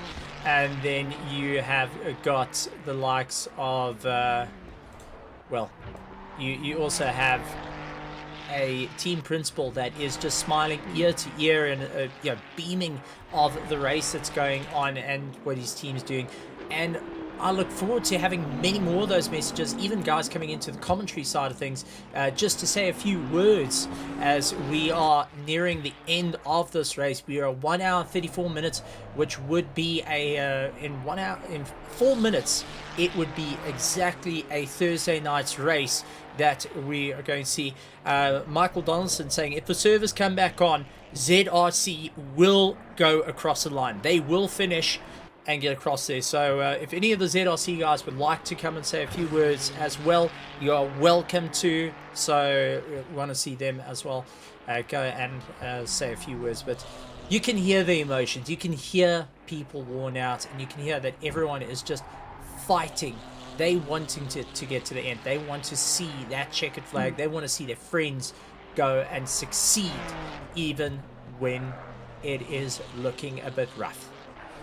And absolutely, Stephen, they are busy. They're definitely trying to fight out, well, kind of fight it out there. I believe that Michael Donaldson, that's the car of Low Grandabell, the Omnis OKZT. Man, No! Mark Henneberry loses. That is the leader! That is the leader! That is Mark Henneberry, who stopped. He has stopped trying to get himself. He's doing a U-turn. He has stopped on circuit. Our leader is facing the wrong way. And this is now compromising time. Mark Henneberry going and losing the drive has now lost out a bit of time. And Kieran Patterson now suddenly has it a little bit closer. It is now it's now turning into a monstrous run for our leaders. This has become a race and a half where Alan was asking for a possibility of a, just something from the heavens to send a sign. Well, it looks like it sent a sign. It sent it in a form of a space rocket, and that is not what the Slick Racing team wanted. They have been keeping it clean all race long, and unfortunately, just a little bit too early on the gas, got the car to turn round. And now they're having to just play a little bit of catch-up to try and open up the time once again. Tim giving us those shots from the eye in the sky, which is always a big thank you. Big thank you to Tim and Jim. They have been hard at work behind the scenes to ensure that we can keep going. But wow, wow, wow. This is turning into a race and a half for the final moments. And then we got Liam asking, how is my Venom crew doing? Well, they're currently in the pits. They're in 11th position at the moment. And Ludwig Zetman will be going and making up a bit of time. They will be on the same lap. So, 11th and 12th. The rivalry that has built since Saturday will be going and continuing forward. So they're doing a bit of work on the car. Dupree's still in the pits. It looks like they've repaired the car, and Zetzman now going to be coming into the pits as well. So they will get the jump on them. So Dean will be getting out of the car. He's getting out of the pits. He is worn out, but in a perfect opportunity here. Kieran Patterson in the pits, 99 seconds behind the leader. We have got Michael Donaldson ready to come and have a chat with us. We're going to have a chat with Michael Donaldson. Michael, welcome to the commentary box. Look, hasn't quite been the race that you wanted, but you've stuck it out supporting all your friends that are fighting it out in the last kicking seconds, the last kicking hour and a half of this race. This has now turned into a sprint race. We have got multiple battles out here, and you as a driver know exactly what these guys are going through. I do. I really do. I mean, this last hour and a half is going to be a flat-out push for that last stint. Our plan, especially after the restart, was we were going to push our brakes and see if we can't switch over to brakes 1 to actually finish the race, get that bit more braking power so we can brake a bit later and get some faster lap times going. But unfortunately, things didn't go as planned. We are waiting for the service so myself and Loic can come back and finish. We're just sitting here waiting patiently.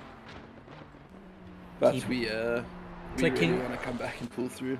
Clicking the refresh multiple times, just come on, just to get it in. I mean, this is where it sinks in. But for all the teams out there, do you have anything you want to say to all the teams, the spectators, the families that are all chomping at the bit? They're all supporting, and got to see like yourself and Loic out there on the track racing. Yes, it hasn't quite been the race that you want. We're looking forward to seeing you getting back in the server. I'm still keeping high hopes at the moment. But is there anything you want to say to everyone out there? And so for everyone who's still in there and coming back to finishing the race, I am super proud of every single team that's made it through the server issues, disconnects. I mean, people having issues at home with like pedals and everything like that. The power through has been crazy. I mean, you got guys who are laps behind and who are still pushing as hard as possible to try and finish. And one thing that I really need to give a good shout out to that Venom team, Liam and Shane, the two guys that only started racing ACC less than a month ago. And I mean, the whole story behind that was we were on Beam and G, they were on their controllers, and I was on my steering wheel. And then I said that I was gonna go and play some ACC, and then they played ACC on their controller, and it took like just over an hour. I mean, the following day, Shane went to go and buy a wheel, and Liam ordered his. And then they immediately started, and both of them are hooked on just trying to get better. So, I mean, this is Shane's first official league race as well. And it's Liam's second, and I have to say I'm incredibly proud of that team for actually putting through and finishing the race. Like, a huge amount of love goes out to those two gents. Absolutely tremendous stuff. Well, Michael, thank you so much. And just going and hearing support from a fellow competitor, I'm sure that they're listening out to this. I know Liam is listening out to this right now.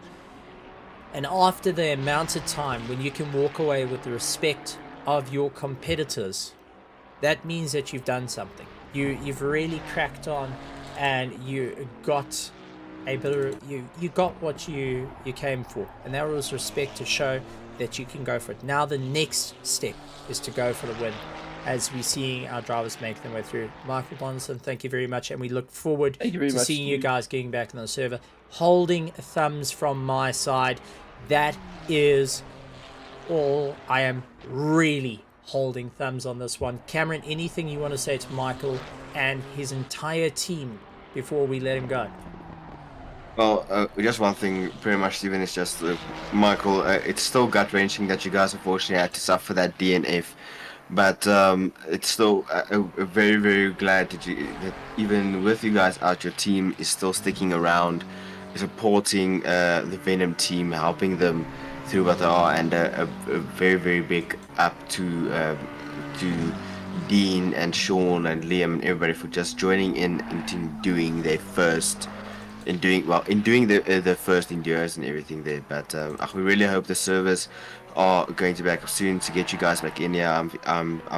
I'm reaching out to everything that I can, looking at everything just to see if I can get some good news. But yeah, we hope for the best, and we really hope to see you back again. If it's not in the cards to have the car back on the track this evening, well, this morning actually. Sorry. Yeah, Cameron, it's the same feeling from this side. Like, honestly, I'm gonna have to replace my F5 switch because I'm pressing it so much. Yes, but yeah, thank you for popping in and 100% supporting. Yeah, it's a pleasure, and for supporting the drivers and just getting everything as it should. Cheerio. Michael Donaldson coming in and being one of our interviewers coming in. This is what I love to see, guys. Just really, giving a bit of support into it.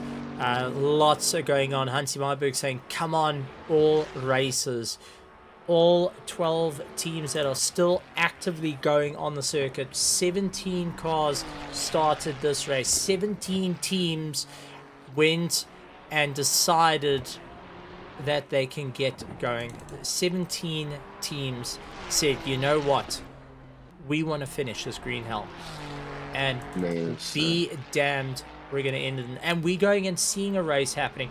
11th and 12th are going at each other. The Zitman brothers are racing with one another, and Debris into the dirt, keeps it out of the wall. Oh, don't do that. Don't do that. I think Liam is going to die from a heart attack. It was so close. Well, Stephen, unfortunately, I do have some news regarding some of the servers.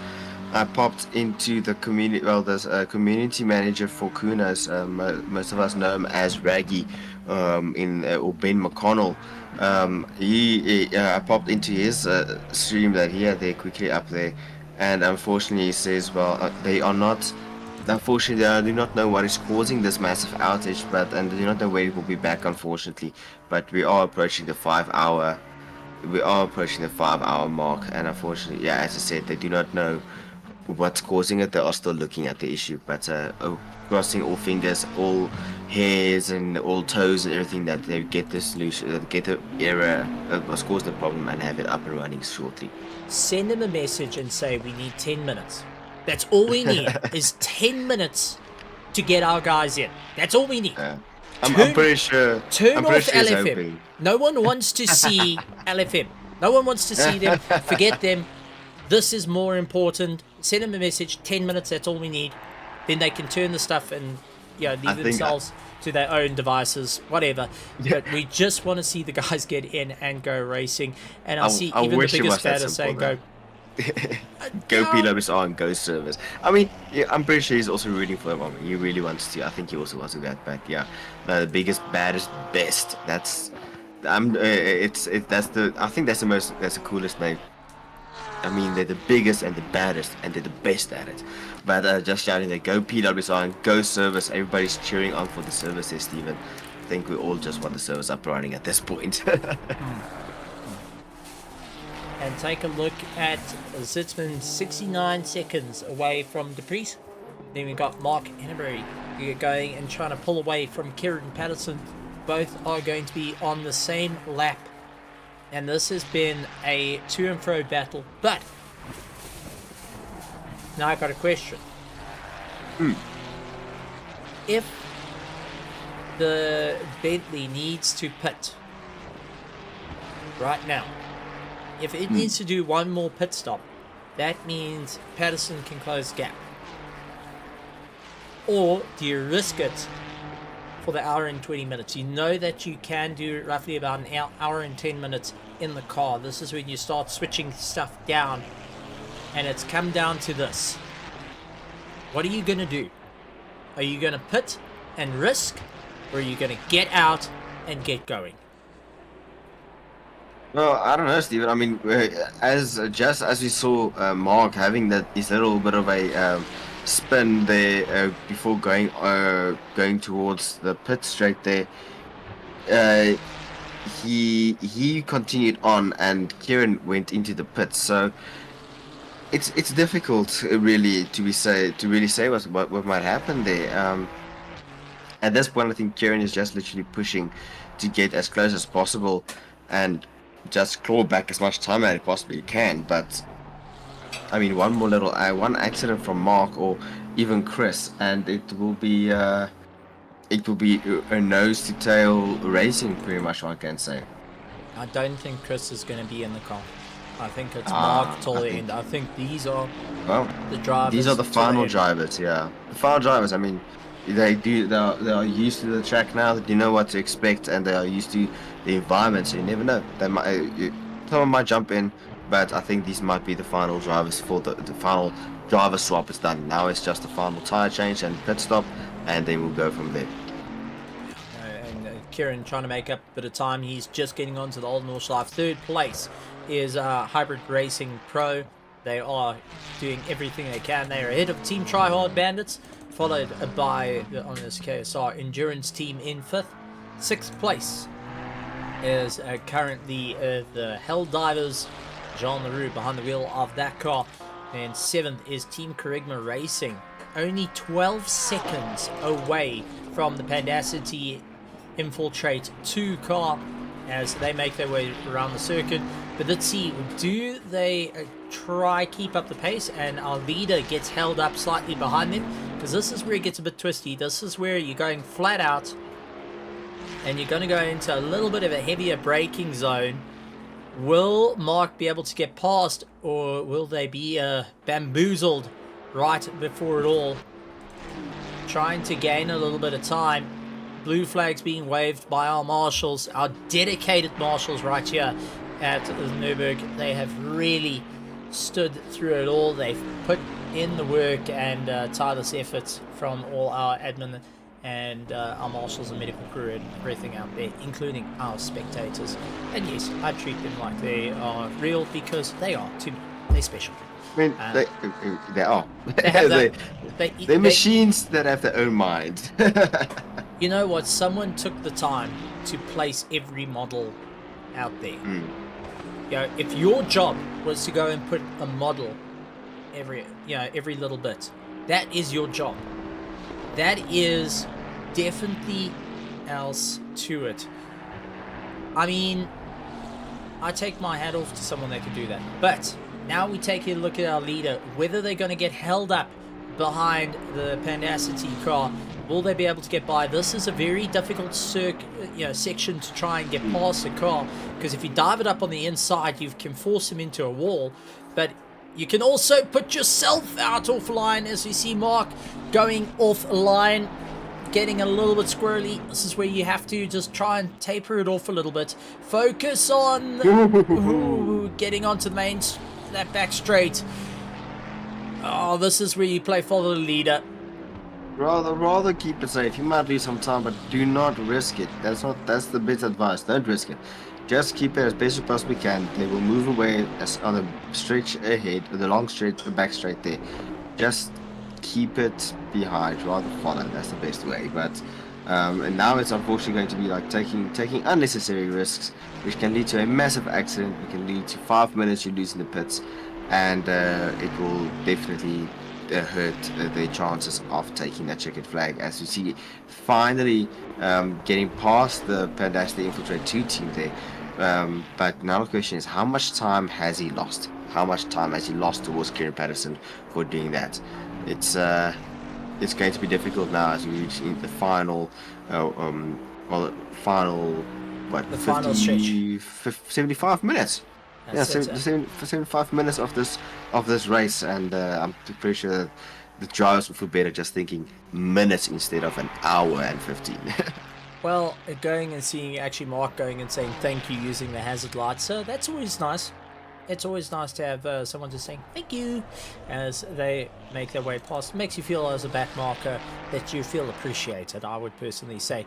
But we've also got another little race, and we've always talked about the top dogs. We've always talked about the racing going on, but I mean, I'm going to go a little bit down. Going to go a little bit down the field. Let's take a look here. 7th and 8th place, 11 seconds between them. Then you've got Jason Farmer, 52 seconds. He's in 9th position and having an opportunity to go for 8th. A little bit further down. Now, we always talk about the giants. We always talk about the top teams. Well, let's take a look at the rookie teams, and that is the Venom Nords and the Zitzman brothers, the Ebb and Flows, that are also roughly about 30 seconds on top of one another for position.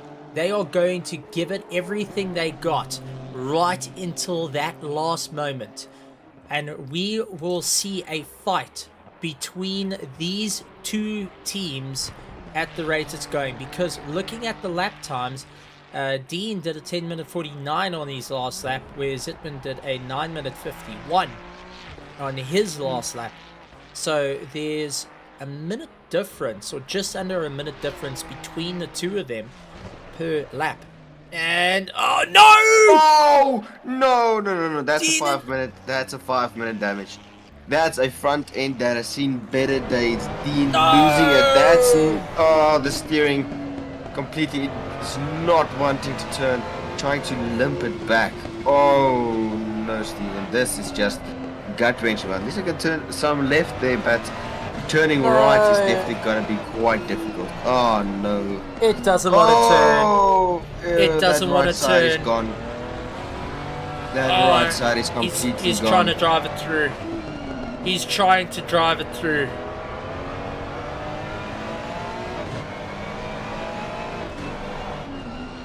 No, into the wall again. Come on.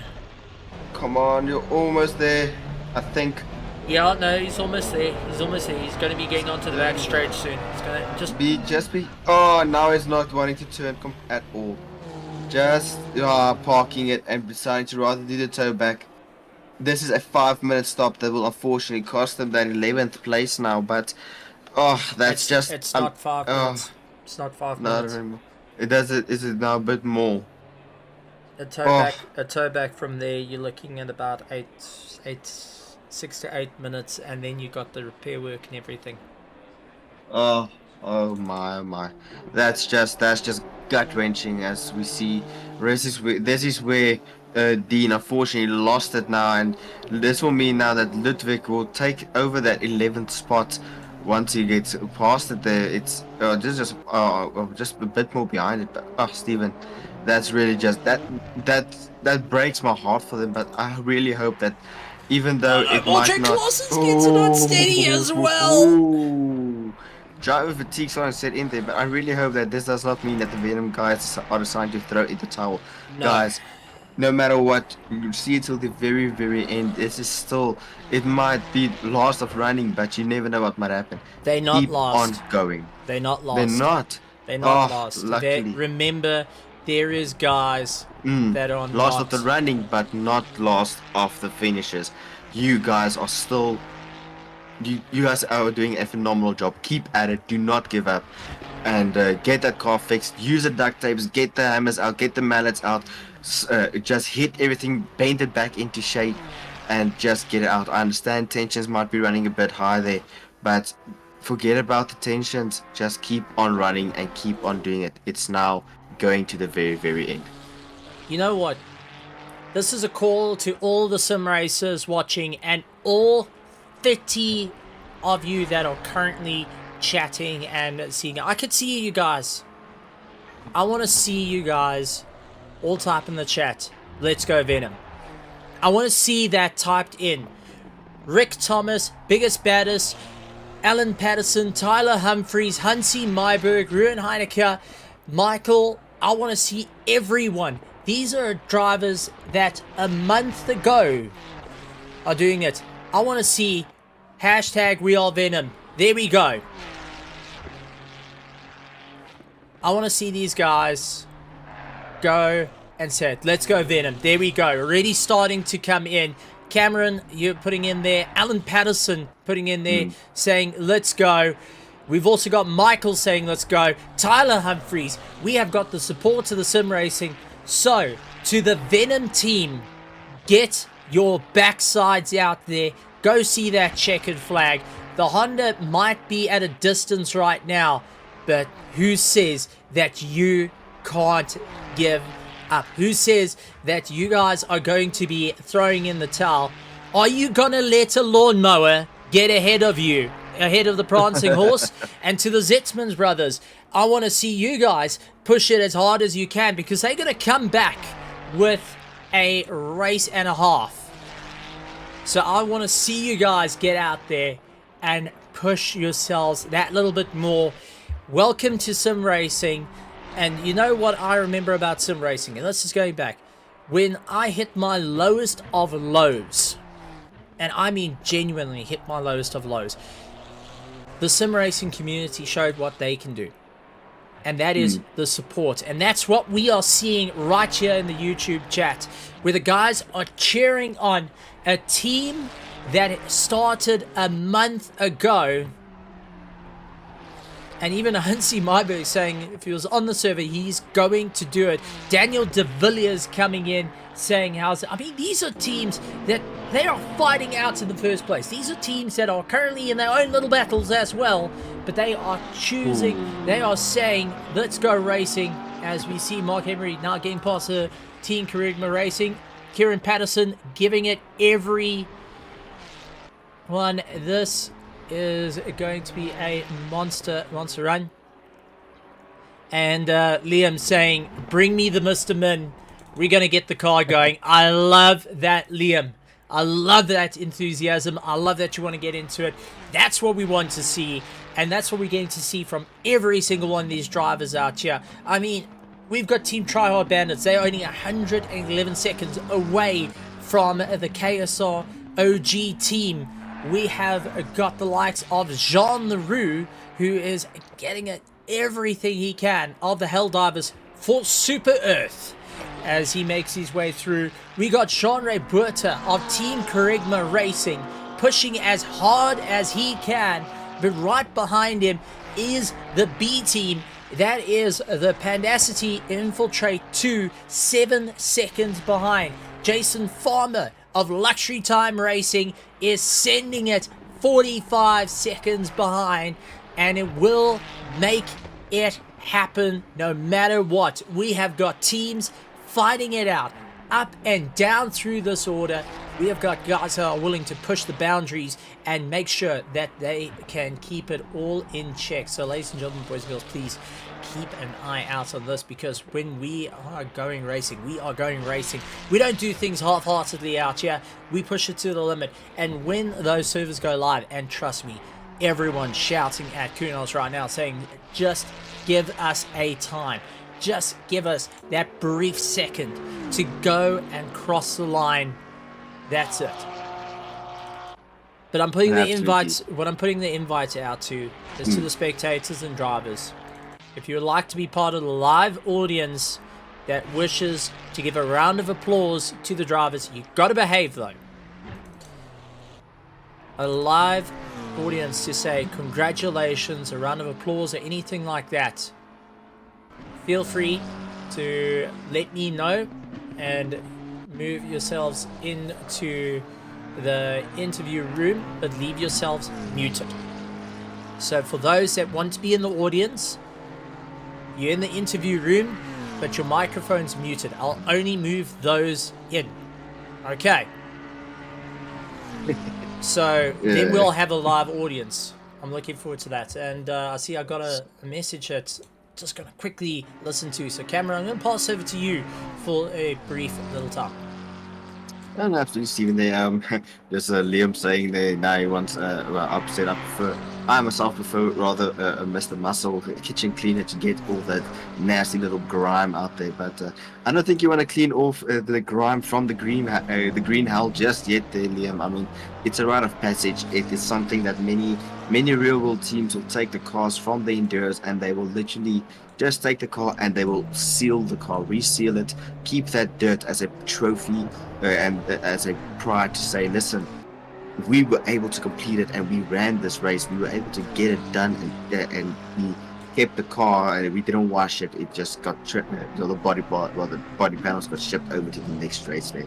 So yeah, and you've seen Loic there saying he thinks that the Kuno should rather hit the servers with a hammer. I don't think that will work. It will just actually break it, I think. Who says you can get a little bit harmlessly with it? It's fine. You just hit it with your hand and then it should be fine. But it depends. It's a very soft, you have to be gentle with technology. You have to caress it.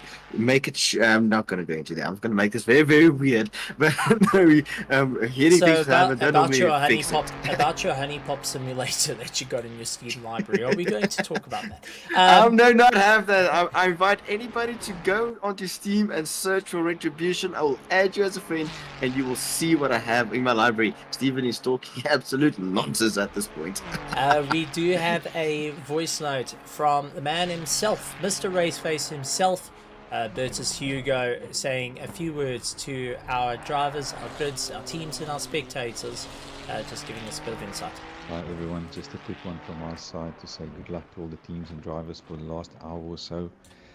It's been a very tough race and we've had a lot of factors and odds working against us, but yeah, it's been one of the most challenging races we've had, but yeah, congrats to everyone who stuck it out. Thanks to all the teams and drivers who kept committed to the race and to see it out, even with all the factors at play. Yeah, and also thanks to everyone supporting us, all the teams, drivers, all the viewers, and then a big thank you to Steven, Cameron, Janeman, everyone who kept the stream up. And again, a big thank you also to Hansi, who worked behind the scenes tirelessly to keep everything together. So, yeah, a big thank you from my side, and good luck. And yeah, we'll see you soon. So a bit of words coming in from Mr. Raceface himself there, Cameron, and just supporting in all the drivers. Kieran Patterson into the box. Mark Emery still knocking in those laps, trying to get a little bit more pace. But the support rolling in through it all of all the drivers and all the teams just wanting to see the checkered flag, and the support that's raining in where everyone's just wanting to be a part of this amazing race that's going on and waiting to see the end with the checkered flag. A bit of a quick pit stop for the Patterson team. So this would be their splash and dash, I would think. I am putting on my tinfoil hat right now. It's a little bit bent, it's a little bit skew, it's a little bit worn out. But I've got my little tinfoil hat saying, you know, this is the score. But your thoughts on it? And I think that was when the camera showed the PWSR car going into the pits, just confirmation there from Alan saying, "Yep, this is the last stop here."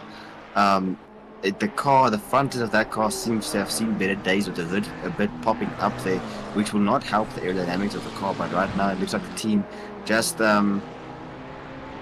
went and took a rubber mallet and whacked that bonnet into place and strapped it down with some duct tape to make sure it doesn't pop up there. And yes, very millies there from Daniel de Villiers.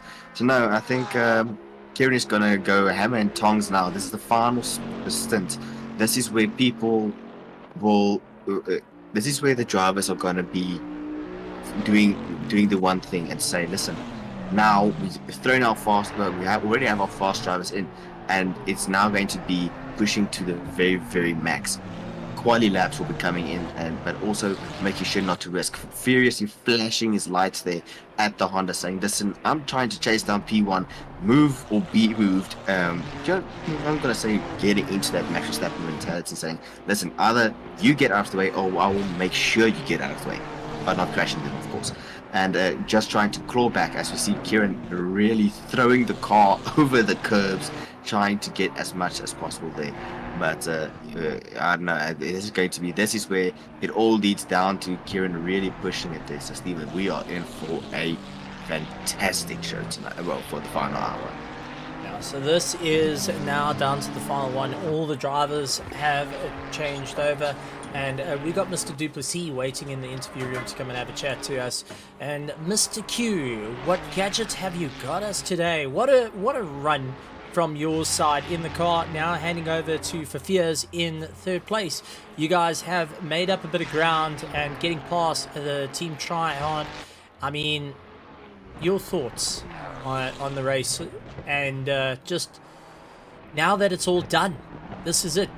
You have handed the car over, you've handed over the reins, and now it's just watching to get across the line. I would say more like sleeping, because I'm gonna go sleep because I haven't slept for the 24 hours, so I'm gonna definitely take a rest now while Vivi's is gonna end the stream, well, not end the stream, end the race on its the last few minutes. I hope he's not going to end the stream, because that's generally my button, so I'm going to ask questions, and I've got an IT guy here that can go and sort you out, so, you know. No, I'll Kieran, sorry, Kieran, I'll give you Steven's any desk password, and you'll be able to just log in and end it right there. Don't worry about it. I got you covered. No, it's fine. I was just ending my stream, that's why. Okay, Yeah. no, I thought you were busy trying to get on mine. I was going to say, bugger you don't do this. But Mr. Duplessis, taking a look at the race, taking a look back at everything, what's been the rush through the head, looking at back on this event? It has been the highs, the lows, the thrills, the spills. It has been chaotic in how it goes. No one could even say, like, this is how the race would go. Not even yourself. No, definitely not. So the whole this is basically what endurance racing is all about. It's just sticking to the end, because anything can happen in 14 hours. We were fighting for last place at the start, and now we're basically fighting for P3 overall for this one. So yeah, my brain is not really working much, so I'm quite tired because I just did a long stint. So It's all good. We're going to then leave you be to get some rest, but well done on the fantastic racing out there. You've done a phenomenal job, and now looking to claw your way, letting the team claw your way through. But well done on the race, well done on your drive, and let's see where your team can put the car come the end of the race in 58 minutes time. yeah, hopefully they will put the car over the finish line with no damage. That's what everyone hopes for. But I believe that the VS will just take it easy, because we had a brake brake fading at the end of my stint. So I was just modulating the brakes a bit, because I never really had brake fading at all. So it was I wasn't sure if the brakes are just gonna go flat out underneath me. So I just doing a slow stint with Sunday drive. And then for Viviers, we had enough time for changing brakes to keep third place. So he's just taking a Sunday drive to end the race. Just getting it to the end. Hansi Myberg going in saying well done on the race and well done to the team. You're a monster on the circuit, which is going to be a monster thing. So that being said, we are going to be keeping an eye on the action, and look forward to chatting to you in a little bit of time. Go and enjoy the rest. Well deserved. Thank you very much. Same to you as well. Alright, Mr. Duplessis from Hybrid Racing going and giving a bit of a shout out there. Mark Henry going and making his way around the circuit, and Kieran Patterson who exited. So yeah, pit stops are all done. 56 minutes to go.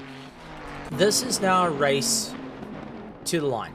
This is who's going to be able to claw their way through at the end of it. I mean, I cannot stress this enough. The drivers are going and working as hard as they can to ensure that they stand on top.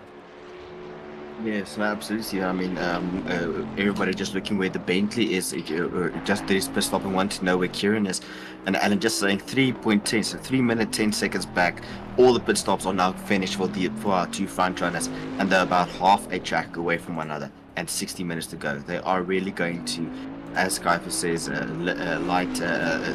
telling Alan there to light a fire under Kieran there, and to tell him to absolutely go gunning. So he's definitely going to be pushing extremely hard now, taking heavy risks, seeing that car over curbs to get that time back and make sure that he's able to get right onto the exhaust pipe, well, under the wing of the big Bentleys, because the exhaust pipe for the Bentley is on the side of it, not at the back.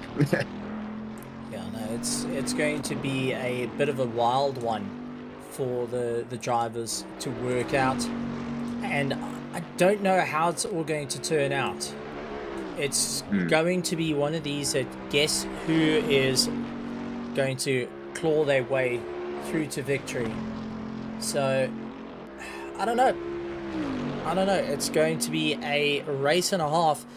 The only way I can see that Embry is going to lose out this position is if something goes drastically wrong.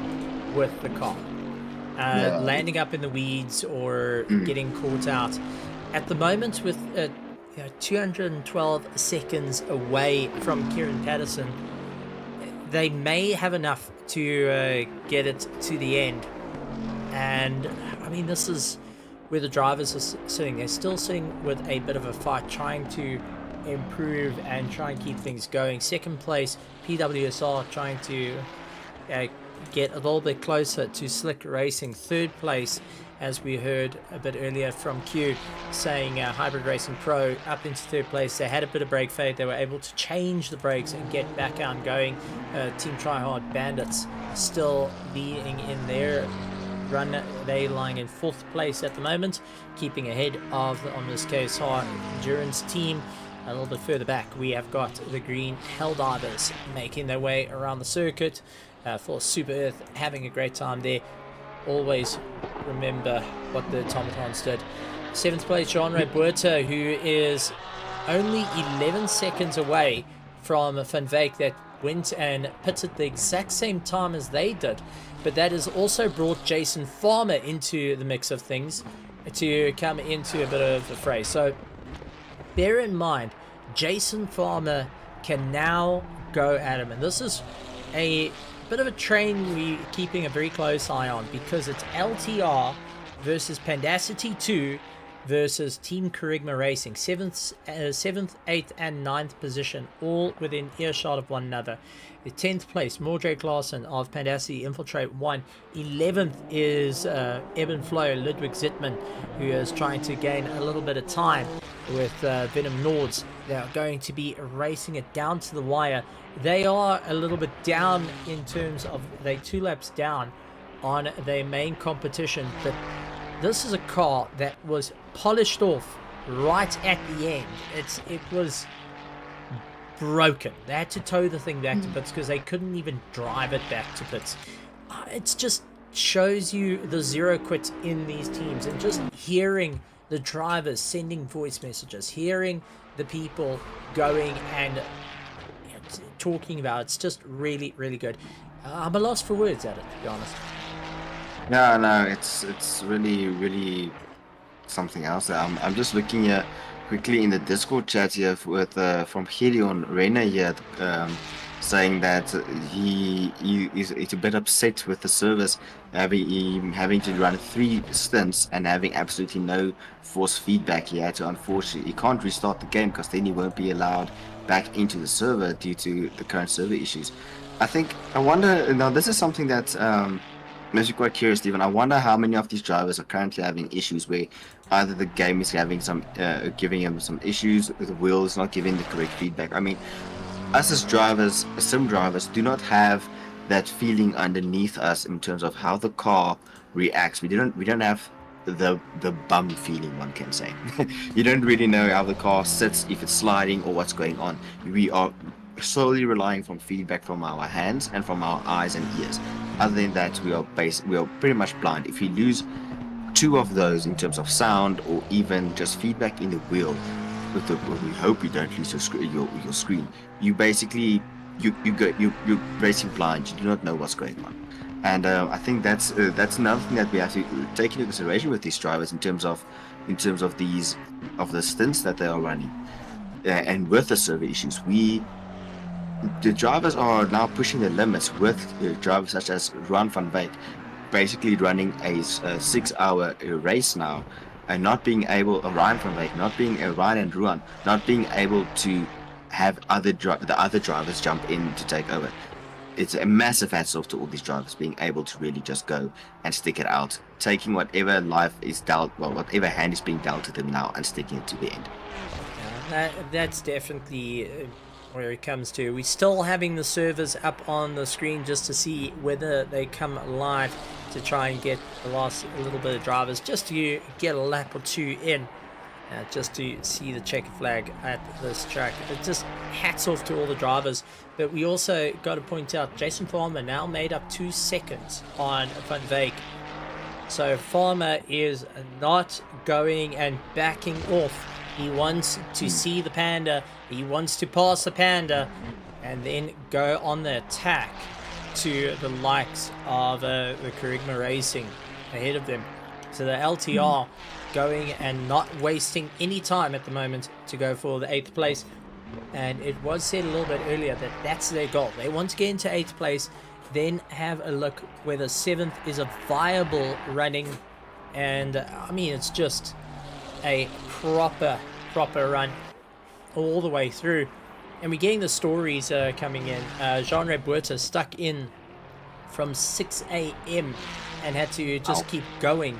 So there he is, Jean-Ray Buerta in the number 7 car of Team Kerigma Racing. He has been stuck in the car from 6 a.m. till now. It is 11:21 in the morning here in South Africa. He has spent a significant amount of time and is getting worn out mentally, is just begging for that checkered flag to come out, and he's seeing that the cars are closing down on him at a rate of knots.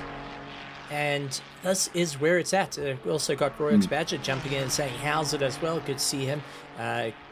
Twitch streamer that doesn't do racing but just keeping an eye on it, and really good. Nanaka saying boss, I'm tired. He's sick and tired of it. Altman Boertma jumping in and going and supporting the team as they're in a race. But take a look, Jason Farmer now a little bit closer to the likes of Van Wyk, as here they come. Van Wyk's just crossed the line, Farmer just crossing across the line. So Farmer is within earshot of Van Wyk ahead of him. 8th place is going to be a mega drive for the two. You've got the rookie team to battle it out with the LTR as they fight every last run. You got Jean-Ray Buerta, who got told, listen, they're 11 seconds on you, so he turned up the wick. He's up to 12 seconds now to try and push themselves that little bit more. I mean, this is what we're at. This is the type of racing that we're at. The guys are trying every little bit possible to move forward. Yeah, no, absolutely, Steve. I mean, just now, this is a little something to consider now. With the size of the Nordschleife, there's currently 6 laps remaining till we see the end of this race. 6 laps. If you are in the comms with your drivers currently in the car, tell them, listen, you guys, you only have about 6 laps left until you can finally step out of the rig and go on there. Trust me, they'll feel much better just thinking, listen, 6 laps left compared to 48 minutes left. 6 laps, that's it. Then you're done for this. So keep on pushing. Motivate your drivers in the car. The teammates of Jean-Ray Buerta, get in the Discord. Tell them you guys are so close to getting Altman. Go and tell them, you're doing a fantastic job. Just be that little bit of motivation. Keep the spirits up and keep having just motivate them, push them for that little bit extra, and it will definitely make the load on their shoulders much easier. Oh, I think I saw Mordred Claessen's, yes it is, and Mordred Claessen's, the Pandacity will be seeing in his review mirror the LTR car starting to close up a little bit of distance that is going for their teammate car. Now, will the veterans be an easy pass? Will they keep to the racing line and make Jason Farmer work for it? And that will run into the benefit of their sister car. I mean, these are where it gets a little bit worrying at the moment. Darth Zede saying, we're in the Discord with Jean-Ray, but we have to keep quiet. Jean-Ray keep pulling a Kimmy and giving it everything he's got. Well, if you guys want to come and have a say right here on the live stream to him, that when he re-watches it, he gets to hear you guys, you're more than welcome to come to the interview room. We'll put you on just to have your little say. Remember, you've got to keep it PG though, but you're allowed to have your little say, because sitting in silence has never been something that I think any of us are willing to do. No, it drives a person completely, I'm going to say it nuts. But Stephen, no. So currently behind Mondre Klaassen, it is not just, it was not yet the LTR car just yet. It is the B team of Van Wyk closing up on them, and I'm pretty sure Klaassen will just let them go. They'll let them through unless they've already gone through there. But no, they currently they're gaining there. So definitely going to probably make it easier for the B team to get through. And let's see if they can pull a Checo Perez and make that Ferrari very, very wide for Jason Fulmer. And no, it's against the spirit of racing, but you have to do it in a very sneaky way, one can say. Just make it a bit like, just sneak it around, make it a bit Unless difficult. they get it a bit sideways, that's starting to throw them down. It's not Tokyo just yet, guys. Keep it on track. Brandon Kruger in the pits was closing up on Yako Kutsa, so Yako is able to open the distance up a little bit more, 89 seconds to get his way going. But we have got one of the drivers from Team Kruger Racing. We've got Graham Moll joining us. Mr. Moll, welcome to the commentary box. And, well, I know you've been sitting in a bit of silence and seeing the likes of your driver going and pulling a bit of a Kimi on you, saying, listen, I know what I'm doing, leave me alone. Is there anything that you would like to say now that you're live on air and he can't tell you that you're to be a Kimi? Yeah, no, he's definitely been a machine, yeah, because I handed over to him at about 6:35 this morning. And yeah, he's been in the car and he's the only one connected at the moment, so he's just got to keep it going. But I think he's in the zone. He managed to do 2 stints without a damage, which is an achievement on this track. So yeah, I think he's now in the zone, just trying to stay ahead. And this is going to be a monumental fight, but for the team itself, how has this race been? It's been to and fro the whole time, and your car has been in the fight. I mean, at the moment, there's no room to breathe. 11 seconds is all that separates you from 9th place, essentially. You know, how's the race been for you guys? And if you could take a picture home, what will it be of the moment? Yeah, no, it's been good. I think the restart definitely helped us out because we were struggling a bit in the initial part before the race had to be red flagged. So I think that restart just, you know, gave us a fresh start. We could really start building up and working from there, and it's been pretty good. Like, we've had our moments. I've put a few dings in this car, but the panel beaters are pretty good, so it's still surviving. Actually, I don't know. Yeah, I think I had an engine light on our car, so a bit concerned about that, but it seems to be alright. Speed's still okay, everything, so it keeps on going. Well, absolutely tremendous stuff. Anything you want to say to all the spectators, the teams, the drivers that are out driving, pushing themselves beyond the limits right now for the last remaining 41 minutes of the race? Yeah, I just want to say thanks to all the drivers for sticking it out. I think more than any race, endurance race I've ever done, this one you feel like it's just you on the track. Like, the other drivers are there, give you something to aim at, but at the end of the day, it's just you in this track. It's like really intense and phenomenal thing. I really enjoyed my stint this morning when the sun was rising in the game. It was actually beautiful, except when I was going into a corner and I couldn't see anything because of the sun, and you just have to go by feel there until you hit the shade. But yeah, and to all the spectators watching this, you know, like, if you yeah, it's just awesome to see the support of the community, even with the ups and downs of this race. Like, still people watching, supporting in the chat. Yeah. Oh, absolutely tremendous stuff. Thank you very much, Graham Moll, and look forward to seeing you at the end of the race. Absolutely. Thanks, Stephen.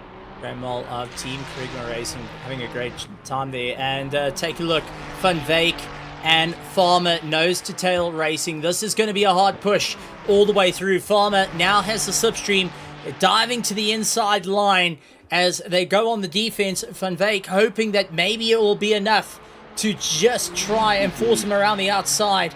There's going to be a lot of room. You're going to have to start getting a little bit more of a squeeze, but the slipstream was a little bit too much. Van Wyk needs to go a little bit later on the throttle. He doesn't need to power out. Farmer comes across his nose, gets it all hooked up. He's going to try go around the outside, switch back to the inside. Couldn't get it all hooked up. Get back into the toe. Farmer getting the position, now needs to start trying to open up that little bit of a gap. Hard into the brakes as he battles it out to keep ahead of Van Wyk, but the Pandacity team tried everything they could, but unfortunately the slipstream coming into effect. But it's not over as yet, Cameron. Heading into turn 1, though, it's going to be late on the brakes to try and close down the gap. And let's see whether the wily old fox of Jason Farmer is able to keep ahead of the young gun of Van Wyk, who is really giving everything he's got. Gets a bit of a tank slapper early on the throttle, sliding the car out, really hammering it on at the moment, trying to really push the car as hard as he can. Farmer going and putting the car in the middle of the circuit, ensuring that there is no way to go down, and trying to capitalize on every bit of defense at the moment. Starting to open up a slight gap, and it looks like he may be starting to snap the toe of Van Wyk, who's just running out of steam to catch up onto him. So Jason Farmer may have done enough to get the jump on the Pandacity team, but it's not over as yet. Now he's got to try and maintain it for another 38 minutes, but this will give Van Wyk the bite he needs to really get his elbows in and get in for the fight. Isn't it, Stephen? Nothing motivates a driver more than seeing the target of you just got past, and seeing the target right in front of you of where you were, and you want to hunt them down again. So I think the Pandacity boys will definitely be hunkering down now and making sure that, listen, this is your target. Go chase it. I mean, they will definitely give it the all. But there was a very good move there from Farmer on the long back straight there, and just pulling out almost halfway into the strip, and then being side by side for quite some time. Finally, just having a bit more speed and closing the door on Van Wyk there. So no, that was a very good move, and it was a move being we've seen coming from quite a while back now.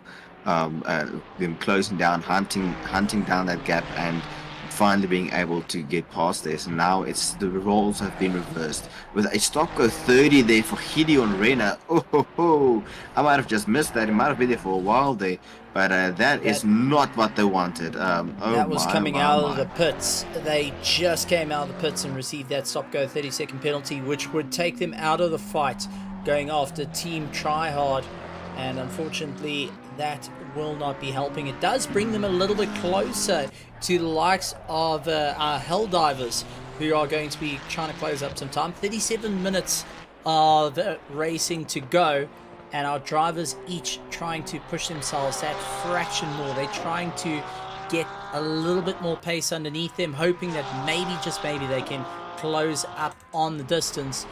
And going to be a monumental run, but it does look like the LTR car managing to pull away at 1.5 seconds, heading 2 seconds on the exit of the right-hander. So it looks like they've managed to break the toe, but also starting to chip a bit more into Jean-Ray Buerta's time. It was 16 seconds, it's now down to 15.4. So Jean-Ray Buerta starting to feel the fatigue and just not able to carry that same pace as he once started with. And don't blame him. I mean, all these drivers have been pushing their absolute hearts out at the moment. The big Bentley out in front, though, of Slick Racing, looking to try and take the first place, with PWSR in second place, trying to chase him down. The yellow flag quickly shown, and that is for Fierce. That is third place coming across. That was stopped on the circuit. So unfortunately that was a bit of a problem. So let's see if we can go back roughly 30 seconds and see what happened to the car. Braking slowly, bringing it back, and losing it there, unfortunately. And into the wall there a little bit there. That was just getting the car deciding to lift up there. Luckily getting out of the way for P2 there. Just saying, just not blocking and holding them up enough there. But Stephen, now, do you think most of the accidents that we'll be seeing now, I think we can write them down to just driver fatigue at this point. I mean, it's John Viviers is relatively fresh into the car, but I mean, you know, if you haven't driven before, it still doesn't mean that you're fresh. You're still quite tired. I mean, you've been going at this for over 12 hours, maybe, still sitting there watching what your team is doing and being that extra bit of support there. So even though you're not driving, you are still mentally tired, and it's going to start showing now, I think, with drivers making small mistakes, unfortunately, and messing up some things here and there. Well, they always say the the most accidents happen when you're closer to home. And that is definitely it. Getting asked, where are the GT2s? We had a GT2 racing, and that was driven by Devin Ellis and the likes of... trying to get the other name. Mine's gone absolutely blank at the moment. But we did have... sorry, it was Byron Kutzer that was in the car as well. Unfortunately, due to server difficulties, they were out of the race. And that was the end of our GT2s. Most of the drivers selecting the GT3 class, as it's something they know, it's something they trust, and on a circuit that is relatively new, only coming out April 1st, as we see Fafier's into the dirt once again. And Fafier's just really having a rough time out there, not being able to keep it on track. Maybe the tires starting to cry enough after the spin, and it's really gotten hot, because I'm taking a look, track temperature is 30 degrees out there, so one mistake is just cooking your tires through and through. That is for certain. I saw quick yellow flags of one of the cars that may have been stopped on the circuit. Volkswagen still going. Berta has got Mordred Claessen's onto the back of him. So the Pandacity 1 car is now onto the back of the number 7 car of Jean-Ray Berta, and trying to hustle him along a little bit. Jean-Ray Berta is only 11 seconds off Jason Farmer. So if he makes mistakes and loses out a bit of a drive, Jason Farmer has an opportunity to go at him. Commentators fatigue. There was commentators fatigue a long time ago, my friend. Now we're just running on backup batteries at this point. We're all pretty much tired, I would say, Stephen. Anytime yes. I start talking about farming and trucking in the most exciting way possible, that's when you check me for a stroke. And I can tell you, I've had a stroke. Yeah, and it's either that, so the farming simulator, and getting very excited about it, or and if you ever shared a car with Steven, you'll know that he will start talking and telling very, very random jokes. And it's not just jokes, it's jokes that you have to really think about. And now if it's very late at night and he tells a joke that if you think about it, your brain just says, what? I'm a dad and I'm allowed to. But yeah, no, I mean, it's not just drivers getting fatigued, it's also the commentators, I think. Everyone. It's hard. It's not just a driver endurance, it's also the production team endurance, one can say. Yeah, everyone is feeling it, from the admins all the way through to the drivers, the teams, the spectators that have been going and cheering on. But I wonder, oh no! There goes Mordred Claessen's! Mordred Claessen's into the wall! Oh, that car does not want to turn, it looks like. And they're close. Oh, into the wall again! It doesn't want to turn left. The car... And they nearly took out Jason Farmer trying to pull it back. The car does not want to turn right, it seems, as Steven. They have to... That's a one messed up front end. Oh, they won't lose too much, luckily, but they'll still be in the top 10 if they can get the car done before they've been lapped 5 times by Ludwig Zitzmann there. But what happened there? I mean, they were flying, just trying to unlap themselves, and unfortunately just lost it there, putting it into the wall there. Pretty sure they're busy kicking themselves to that one. Oh my. Okay, so let's go to Tim in the helicam. This is where he got close to Team Kerigma Racing. Now, I think a little bit of air wash came off the back of the car. It went and lifted the front, went over the curb, bang into the first wall, and then dead stop into the tire barrier, trying to get it going. And I think frustration coming into play, tries to get it going again, slaps the wall, slaps it into the Onco, nearly into Jason Farmer, then tries to get into the pits where they have the Pandacity 2 car coming past them without too much of an issue. But that was a little bit of a ping pong all around, and I'm sure the frustration is kicking in, as said. But a small mistake, such a small mistake. You run the curb a little bit longer than you planned, and it throws you off into the weeds, landing up with some major damage. But the car now getting a bit of work done to it. Yes, absolutely, Stephen. I know before that accident, we were talking, just trying to see where was that yellow flag. I wonder if Dean might not have had Dean Dupree from car 81 might have had an accident, because shortly after that, we saw them just pop into the pits there. I'm hoping that it wasn't them, but just an off-track excursion there. It But was off track. They spun it. yeah. Okay, well, at least they're going back. They're running again with John Mostert, and just saying earlier in the chat that this is not. It's not. John hasn't been. Isn't new to sim racing or endurance racing. He's an old hand at it. Previously teaming up with Loic Randable. Both his two teammates. Yeah, he's three teammates: Sean, Dean, and Liam. Yeah, they I believe are the new ones. Yes, they are new. Only a month ago getting a steering wheel, and Liam saying that he had his steering wheel just on his desk, and at the moment he's been eyeing out a rig, and that tells you when the bug bites, it bites. It bites incredibly hard. Yeah, Liam just confirmed their driver swap for Venom there. But yeah, I should say there, and with Mostert being a Rainbow Six Siege player, deciding to give racing a go there. But no, it's great to see them up and running again. And so look at Jason Farmer here. Run from Vake, unfortunately, just falling off with being 4 seconds behind there. But they're still giving it their all, just keeping the car running there. Mondre Klaassen already out of the pits, so the damage wasn't that extensive. Unfortunately, fortunately for them, just getting out of the pits enough time there. But with 4 laps to go, as we see Hansi is saying, it's the final countdown as we are approaching it now, Stephen. And I think the drivers are eager to get get the race finished, out of the car, go hit that bed, and just sleep off and get back to work tomorrow. I feel bad for them for that one, though. Yeah, it's definitely the hardest part is recovering from an exciting weekend of racing, and it's good to see that the drivers are doing everything they can, sticking it out throughout the way through. Van Dijk going and dropping off another 2 seconds off Jason Farmer, who is now 10 seconds behind Buerta. So there is a possibility, looking at the lap times at the moment, Jason Farmer doing 8-minute 24s, where Jean-Ray Buerta's last lap time was at 8-minute 29. There's a possibility.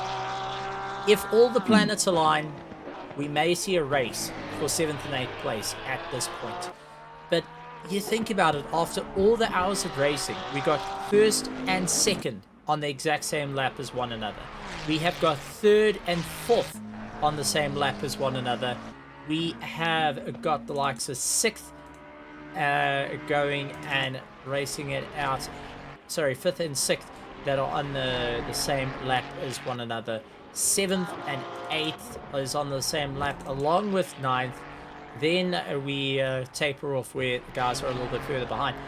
After hours and hours and hours of racing, it's come down to this, where each of the drivers are pushing themselves that little bit more, trying to gain a bit of time. And really, it's going to be a monster run. But for Jason Farmer to get ahead of Jean-Ray Buerta, he needs to consistently put in 4 seconds a lap every single time. He needs to really go and chomp down at it. He needs to try and break it. For Jean-Ray Buerta, he needs to run faultlessly throughout this race. It's not going to be an easy time. And we got Liam in the chat with him. Liam, welcome back to the commentary box. You know where the kettle is, you know where the bugs are. I know everything, yes. But, I mean, what a race it's been for you guys. Up and down, heart-wrenching moments to exciting moments, but out there, still giving it everything you got. Jean, currently in the car, he's in 12th place and is still putting in the fight to try and catch up to Zetman in that little Honda. And that's no give up in that little team. And just, how does it feel that you saw the sim racing community all just going and typing in there, getting behind the little team that could to get them to the line? I mean, that must have been quite a bit of a heart and mouth moment for what you guys that toe back to the pits really hurts our pace, obviously, and just hurts our overall track position. However, seeing everybody band together like that was absolutely incredible. It was a great sensation, and just giving the boys that information while they're driving, I think just boosted the whole mood of the Discord, because obviously last hour the Discord was dead quiet, you know. So that little bit of motivation went a long way, definitely. And it's all genuine. That's the thing. It's the guys supporting the friends, and in a race like this, you want to see each other get to the end. The little car that could, the drivers that bought their steering wheel, it's still connected to the desk and still planning out how the bug's going to bite and how hard is the bug going to bite for sim racing. It's bitten hard. And are we going to see the Venom team return next year to go for first place here at the top? Oh, we'll be here the entire time. We're not planning on going anywhere. We plan on staying on the scene and making it for ourselves. This is just the first of many after all. Venom is here to stay. Alright, you can't get rid of the Venom. There's no anti-Venom here. Cameron, anything you would like to say to Liam? No, pretty much. Just well done, guys. I mean, well done on getting so far. And I'm knocking on wood.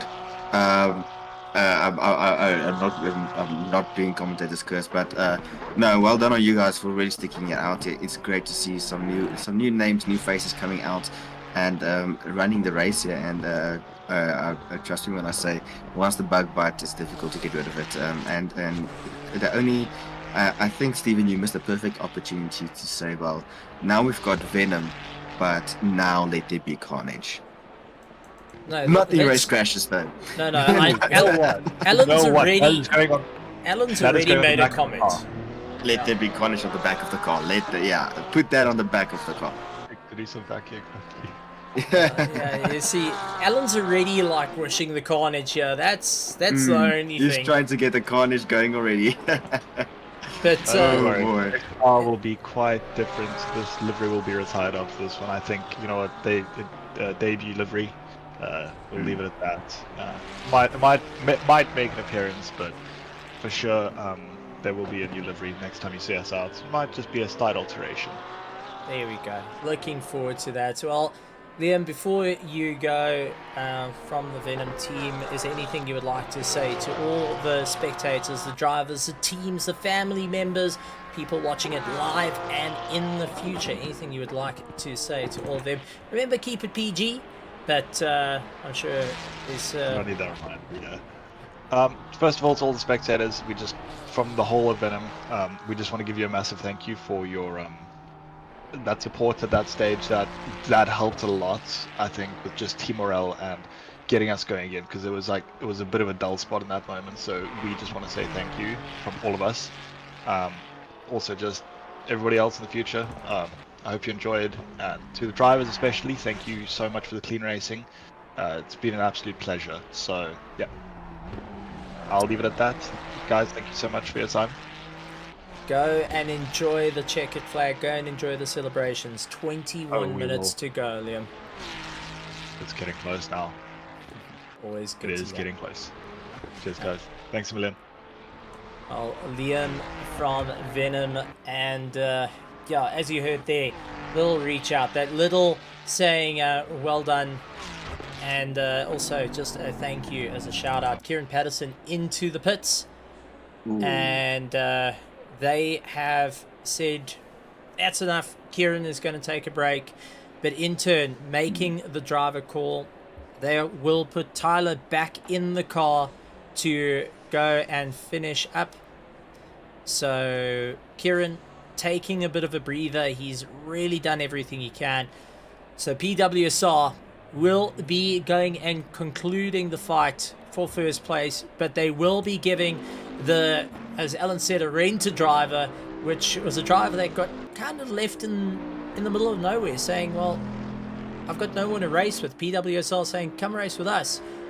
Now getting to see the checkered flag for the first time at the Nürburgring and first time with the team. And I gotta say, that is quite a run. I mean, Cameron, to have a team say, look, you go get the flag. to take a step back, everyone wants to have that moment. Everyone wants to be that person to cross the line. But to have a team say, you take it for us, that means you're going to take that honor for the team. It's a big honor, Stephen, as you mentioned. Well, as you said there, I mean, Kieran did a phenomenal job. Unfortunately, just seizing up the fatigue and the body fatigue, just going and unfortunately settling in out there.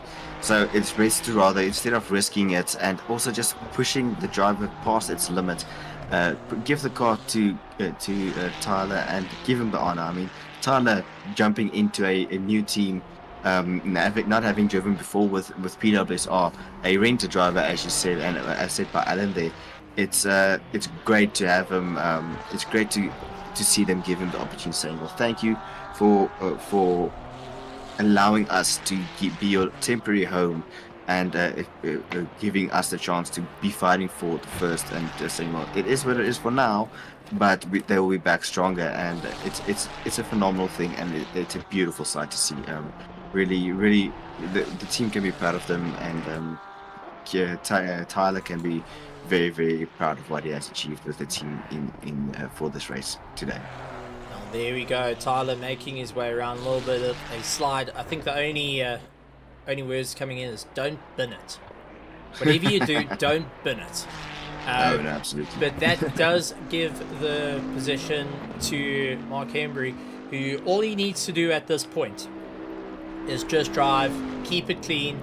There is no pressure from behind. He just needs to get that final run to the end. I mean, slick racing, 2 drivers throughout this entire 24-hour of Nordschleife. They have put in a tremendous amount of work. Now coming to this, they're having to push themselves that little bit more. They're having to really close up the gap on the rest of the field. After the restart that happened at 12 p.m. yesterday afternoon, they eventually got themselves in a fine position throughout the 15 hours of racing for up until now, with 17 minutes to go. The Bentley being one that I think majority of the field have been going and cheering on to see the Bentley make a success right here at the Nordschleife, and to really see a 2-man team that's able to push themselves that hard. It's always great. And absolutely, it's phenomenal. And normally people run 5 or 6 drivers in terms of an enduro, just to not have the drivers be so stressed out. For the more experienced guys, they either run normally a 3-man team to get it across the line, but for a 2-man team to do it is absolutely fantastic. It's great to see them go, and it's great. It's great. And to do it in the Bentley of all cars, that just makes it even better. So well done to them. They've been phenomenal today, for this race, and it's great to see the Bentley up there on the top step, and with the 2 Ferraris being running in second and third for them. Now, and this is the final stint for all the cars. Second place at the moment, Tyler Humphries, buddy. Don't go and do that. Yes, please no. Yeah, you're gonna have Kieran and them kind of going, buddy, tone it down a little bit. You got Fafirs out in third place for our hybrid racing enduro, but I do want to bring us back to an ongoing fight at the moment. 7th and 8th place, Jean Roberta and Jason Farmer, 5 seconds between them. Now, I do want to point out, LTR said they only want to go for 8th place. They were going for 8th place because that was the target. Now, with 15 minutes left of the race, they are 5 seconds ahead. 5 seconds behind. They can physically see Berta ahead of them. Berta has been running since 6 a.m. this morning. He is worn out. His eyes are bloodshot. He is trying everything to go and move himself forward. Not gonna be an easy run. This is essentially 2 laps that Jason Farmer for LTR has to get past Team Kerigma Racing. And for Jean-Ray Berta, This is 2 laps to get your elbows out as wide as possible and really force a situation. I mean, this is going to be a race of note for any of the... It's just going to be a race and a half. Yeah, absolutely, Stephen. I mean, it's oh my, it's really. I don't have words really. It's Jason Farmer is really still chasing down John Roberta here, so it's still the fight. I mean, you said 2 laps to go basically. And, so I've got a one to everyone out there. We're watching all the little battles. We've got Kutza 90 seconds away for Fears. We've got Rena, who's about 100 seconds off Kutza. But between Team Kerygma Racing and Team LTR, I want to see what you guys are going to say of who is going to take the top spot. And I'm actually going to try, once again, a little thing that I haven't done for a very long time. I'm going to make a poll. We'll see if I can attempt to make a poll. That is going to be... well, it's going to be... Let's see... LTR 7th. Yes or no, and starting the poll now. So if you are supporting Jean-Ray Buerta of Team Kerygma Racing to get to the top and finish ahead, or are you supporting select yes for Jason Farmer in LTR, this is your chance to go and show the support.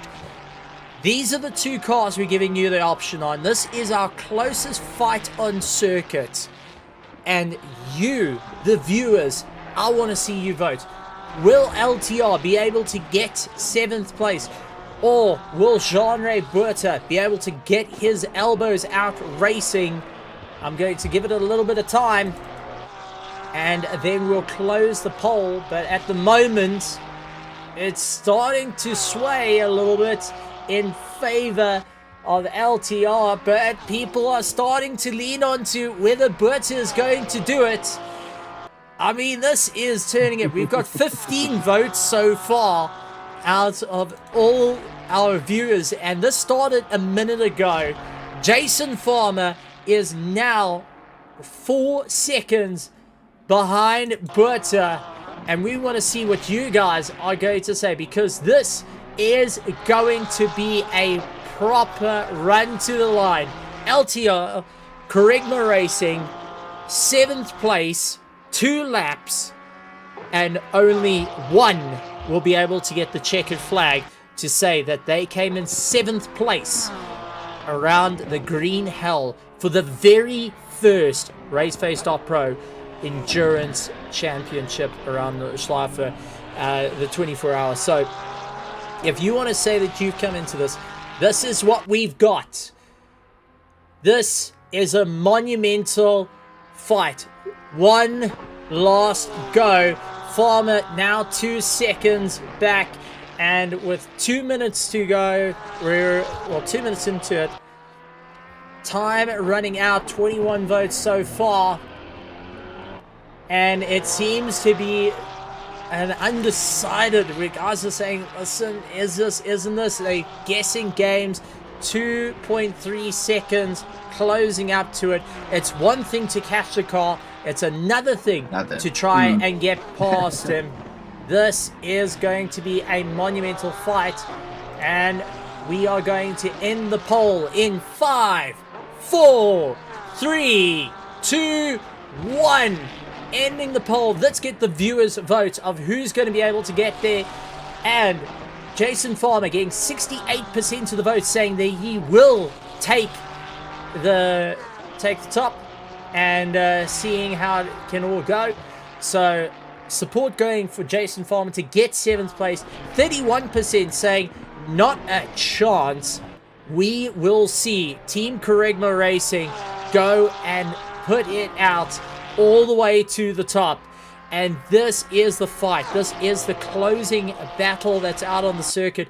Others are well over 10 seconds. It's been a phenomenal run all the way through. Henneberry in the Bentley going and making his way around. 9 minutes and 40 seconds left of this race. What a phenomenal time. And we're keeping an eye on this battle. I mean, Cameron, what's your take? LTR, Well, Kerigma Racing. I did put my vote in there, Stephen, and I have to back John Ray Buerta here, saying, listen, he will keep his 7th spot there. I mean, the guy is has stuck it out enough, and I'm pretty sure he will not be giving up without a fight. He will be making sure that Jason Farmer has to earn his spot on that 7th place there. So this is a fight right to the end. 2.2. Jason Farmer only able to gain 0.1 tenth of a second there in that little stretch there since the last time they crossed across, they went across the sector line there. But it pretty much depends. I'm pretty sure John Ray's pretty much begging Mark now. Listen here, slow down, but you don't have to do another lap. We just really want to finish it. He wants to end it now and get it done and dusted with. Well, there is 1.4 seconds between these two cars. It is going to be a monumental run. Going out wide, bringing it back in. Jason Farmer going to try and chase him down. Buerta trying to just coach the car along. Goes out a little bit wide, watching his rearview mirrors like a hawk. Jason Farmer going and gnawing away at the heels. Going and clamping onto that steering wheel, getting indentations as he tries to fight it out no matter what for the last little bit of this race. Our drivers hoping that they can just get that little bit more up the road. And it's going to be a monumental run for them. Buerta now has to go on the defense. 0.5 of a second. He is going to be in a world of hurt come the long straight. He's going to have to get very defensive and score the best drive of his life right now if he wants to ensure he holds his position. And Farmer is going to try and run him right down to the wire.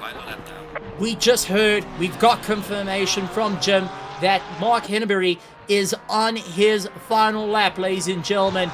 It is 1 lap to go in this Nordschleife 24-hour race brought to you by RaceFace.Pro for the round 1 of the Endurance GT2, GT3 Championship. John Ray Buerta now in a world of hurt, trying to hold the inside line, and it does look like Jason Farmer is going to try and go around the outside. We saw this move a little bit earlier on.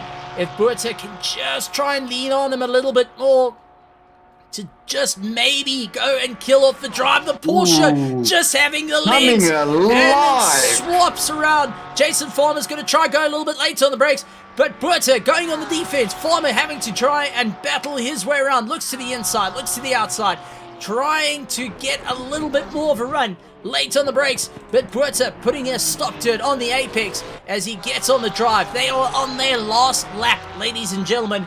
And this is it. Here we go. 8 minutes of a lap to get it all sorted. John Ray Buerta and Farmer carrying their teams on their shoulders right to the very end. The bitter end between the two. And Buerta running out a little bit wide. Goes a bit defensive, holds out the apex. Going and getting a very slow exit.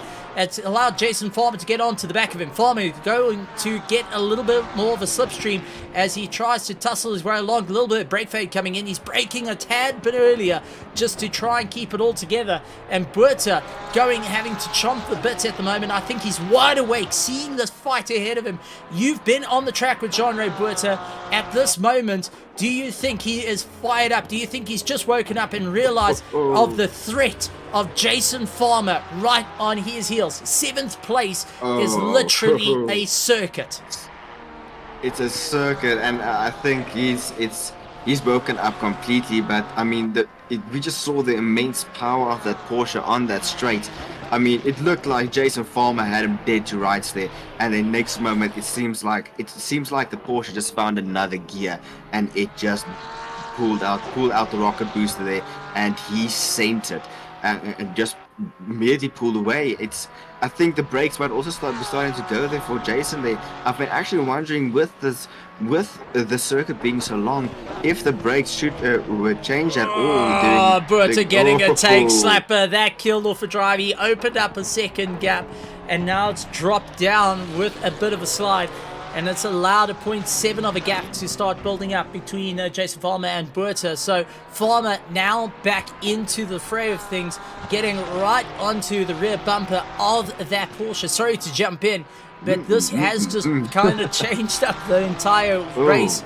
And as much as we've been caring about first, second, third, fourth, all going at one another, now we're watching 7th and 8th going hammer and tongs. Farmer needs to get his nose in, no matter what at this point, to go and push Jean-Ray Berta off the apex. Jean-Ray Berta needs to kill off the drive and really go and try and get past. This is going to be flat out. You don't want to go too deep on the inside. You want to keep your foot on the gas. Over the top of the hill is going to get very, very light into the right-hander, keeping foot down into the left-hander, carry it through. It's going to be a very late braking right into this long right-hander, so you keep your foot on the gas. You don't want to be too close on the inside. That's going to compromise your drive. Got to come a little bit across. There we go. Berta trying everything he can. Slightly off racing line. Hard on the brakes. Turns it in. Down into third gear. Gets onto the drive. And you got Jason Farmer immediately getting onto the back of him. Hard on the throttle. Both of them pushing each other, ensuring that they can keep going. And now it is flat out. You're going to follow left, right, just to keep yourself going as you start moving up the hill. Down from 6th into 4th. 5th to 4th. Down into 3rd. Down into 2nd gear, into a sharp left-hander. You can use first to get a little bit of a drive. It will be a high first, but 2nd gear is going to always try and keep the car a little bit more steady, and that's what Jason Farmer did. Kept it steady while Berta focused on getting as much power down as possible as they make their way through. This is going to be a monumental run, hanging it out in 4th gear, down into 3rd, hook it in, really get on the power nice and gently. This is where you got to start feathering the throttle because the corner tightens up on itself, the right-hander, so you got to feather the throttle the whole way through. Not going to give an inch at this point. Carry the pace all the way down and really show what you can do. What's going to be more reliable here? The Porsche with its more rotation in the rear compared to the Ferrari, or the Ferrari just being a little bit more stable for the long sweeps that are happening. And Jean-Ray Berta just missing the apex there, gets onto the apex for the second one, but that has killed his drive. That is going to allow Jason Farmer to go and try and line himself on the outside. Couldn't get it all sorted out, late on the brakes, and just Berta constantly trying to kill the drive. Farmer getting a fantastic drive, going to look around the outside, and you can see Berta really leaning on him as they make their way around. This is going to be a monumental fight for the Porsche of Jean-Ray Berta, trying to move a little bit more to the middle of the circuit to ensure it is flat out all the way through. Slight lift down into 4th, carry the momentum, then you're going to be backing it down into 3rd gear. Get back on the throttle, and now it's a charge up the hill. This is where the slipstream is going to help out for Jason Farmer as they really push their way through, and Jason Farmer is going to shove the Porsche along of Jean-Ray Berta. Berta having to really keep it all together. He's getting a little bit squirrely as the Porsche, not as settled, goes to the middle of the circuit, defending against Jason Farmer, who is going and battling it out. And dives to the inside, tries to go for late braking, just couldn't get it sunk in, and that did compromise his drive. Jean-Ray Berta now trying to get a little bit more pace and open up a 0.5 of a second gap. It's going to be hard on the brakes, down into 2nd gear, into the right-hander, and slowly feed the power back on before you can get the car all stabilized and run it up through the gears. You will get into 4th gear, back it down for the carousel, 3rd gear, hang it on the inside, carry the momentum through. You don't want to go up above the carousel too quick, as Team Kerygma Racing doing everything that he can to try and power his way through. Jason Farmer trying everything with LTR, gnawing at the bit, trying to figure out what do I need to do to take this Porsche's momentum out of it. And now they're getting to the long straight. If Farmer cannot close down this gap, if he cannot break the gap, to Jean-Ray Bourta, he will lose out the running, and this is going to be a monumental fight for him. So he needs to stay in at 100%. He needs to close down at least 0.3 of a second right behind him to get into that toe, pull himself along, and then we'll have to go for an aggressive inside line. He cannot sit on the outside. He has to get on the inside line and force Jean-Ray Bourta out wide. This is where you're going to have to sort of straighten out the steering wheel to try and force your competitors to go and battle it out. He is super close, so this is going to be a monumental charge for him. Bourta needing to do everything he can up the hill. Farmer taking a huge amount of curb there, gets the car all unsettled, has to try and catch it flat out through the twists. And now it's going to be a slight rise. The car's jumping up on themselves, laid onto the brakes, really hooking it all together and trying to power their way through all the way around. Jason Farmer, though, losing a serious amount of momentum. Jason Farmer has dropped off the toe of Jean-Ray Bourta. 2 seconds. Jason Farmer doing everything he can to try and claw it back, but 2 seconds gap in 2 corners. Runs out a little bit wide.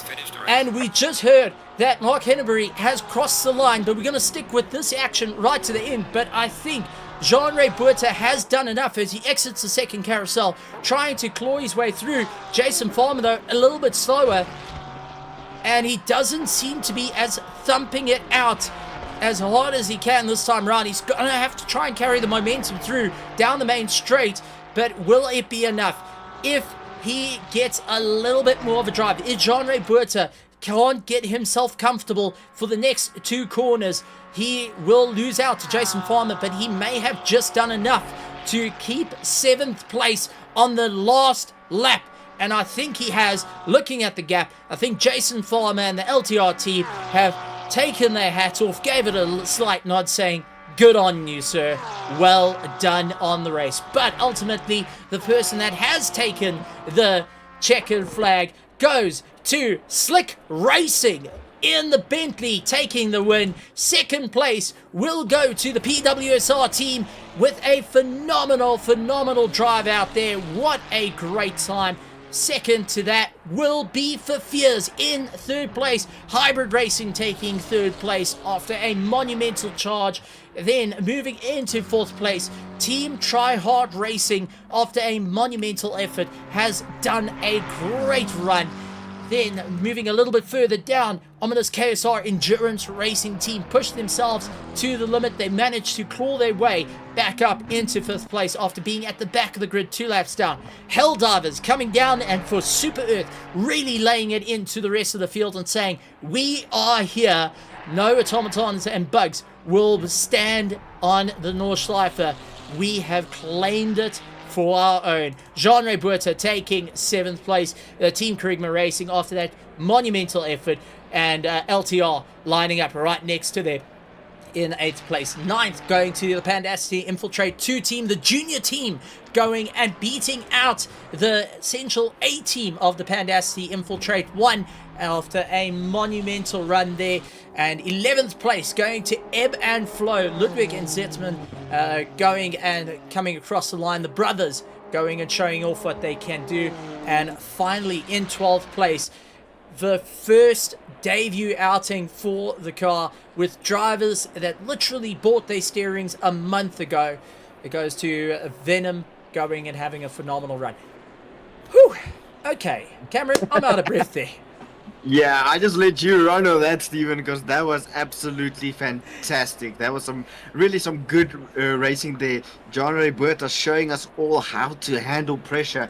I think what happened was also well-deserved donuts there for Mostert and the Venom team. Well done on your first endurance outing. You guys completed it. You didn't give up and you finished it. Well done. Very proud of you guys doing that. But no, absolutely, Steven. Jean-Ray Bourta showing us just how to absorb that pressure, making it so that Jason Farmer makes a mistake. I mean, it is true what they say. The car behind is easy to catch, difficult to pass. The car behind has to find a way to get past. He had his looks, but unfortunately, on the little jump there, the car got a bit too loose, and the Ferrari, I think, might have just used up too much of its tires. sending it to lose some time. They're getting a bit loose there. But well done to all competitors. Tyler Humphries celebrating there. Just do not celebrate a bit too early, my friend. Oh, even though third has already crossed the line. You have done a phenomenal job there also. I'm really proud of everybody for doing it there. You guys have done a great job. And I mean, it's fantastic, Stephen. I'm very proud of everybody. From new drivers to the old ones. This has been a challenge for everyone.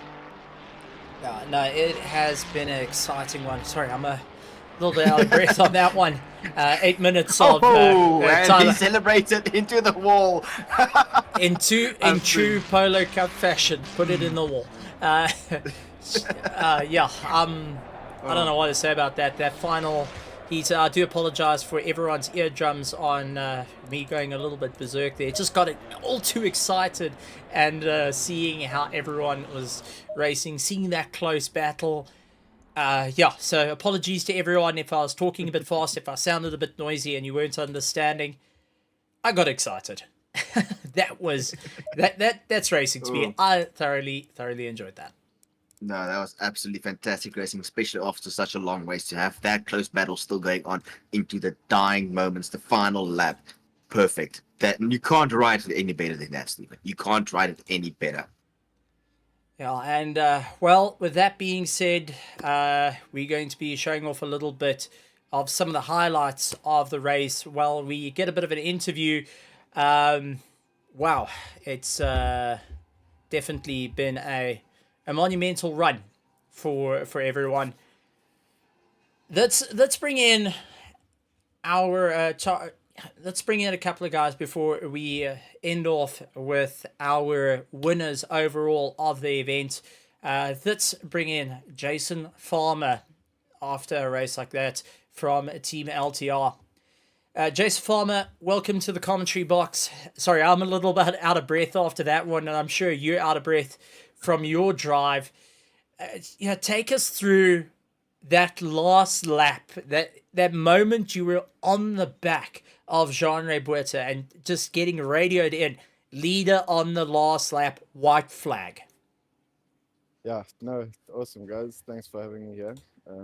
But yeah, no, the last lap, absolutely crazy. I was pushing completely everything that I had. And I managed to get right up onto the back of Buerta just before that little dip. And yeah, he was just a little bit slower than I expected. So I jumped on the anchors, almost threw the car in the bin. But yeah, an awesome battle. I'm glad we managed to pull back another spot to get us up into 8th. But yeah, no, it was an awesome drive. And the whole experience, yes, it was a monumental run. The drivers pushing themselves to the limit. How was your experience at the Nordschleife, being one of these circuits that can either make or break it as a sim racer? Well, I suppose like sitting watching the team, stressful. Being in the driver's seat, I suppose you feel a bit more relaxed. I love this track as well, so I was pretty comfortable most of the race. The other guys all fairly new to the track, so it was had a few iffy moments here and there. But everybody did really well. The team performed really well, and the stints all worked out perfectly, which was great. Tires were on form literally the whole race. So yeah, we didn't really have any issues other than the disconnect, which we couldn't get our HUD menu up. But other than that, yeah, it was awesome. I loved every moment of it. Well done on a phenomenal drive, stellar running, and congratulations to the whole of the LTR team. You guys put in a monumental effort to claw your way to the top. Anything you would like to say to the spectators, everyone at home, the family members, just everyone watching the race? Yeah, well, first to you guys, thank you guys for hosting and giving such a stream out there, giving everybody else something to watch while we sit around. And then yeah, just to the teams, for everybody that actually finished the race and stuck through the whole time, good on you guys. It's not very easy. And then obviously to the guys here, Slick Racing champion run, that was awesome. Good one on you guys. And yeah, to the rest of the LTR boys, let's go. Hit them on the next one. There we go. I love to hear it. Thank you very much, Jason Farmer, for for the kind words, and look forward to seeing you back in the car again. Awesome, guys. Well, that being said, Cameron, we do have our winners currently in the commentary box. Chris Heinecker and Mark Henneberry, two-man team in this entire race. And the guys that everyone was secretly voting for the Bentley to get to the top. Chris, Mark, welcome to the commentary box. Cameron, you lead the way on the interview for this one. I'm still trying to catch my breath. Well, I will try my best, Stephen, but no, Mark, Chris, well done. A fantastic drive from both of you there. I mean, heading into this race after the restart, did you guys believe that you'll be able to drag that Bentley?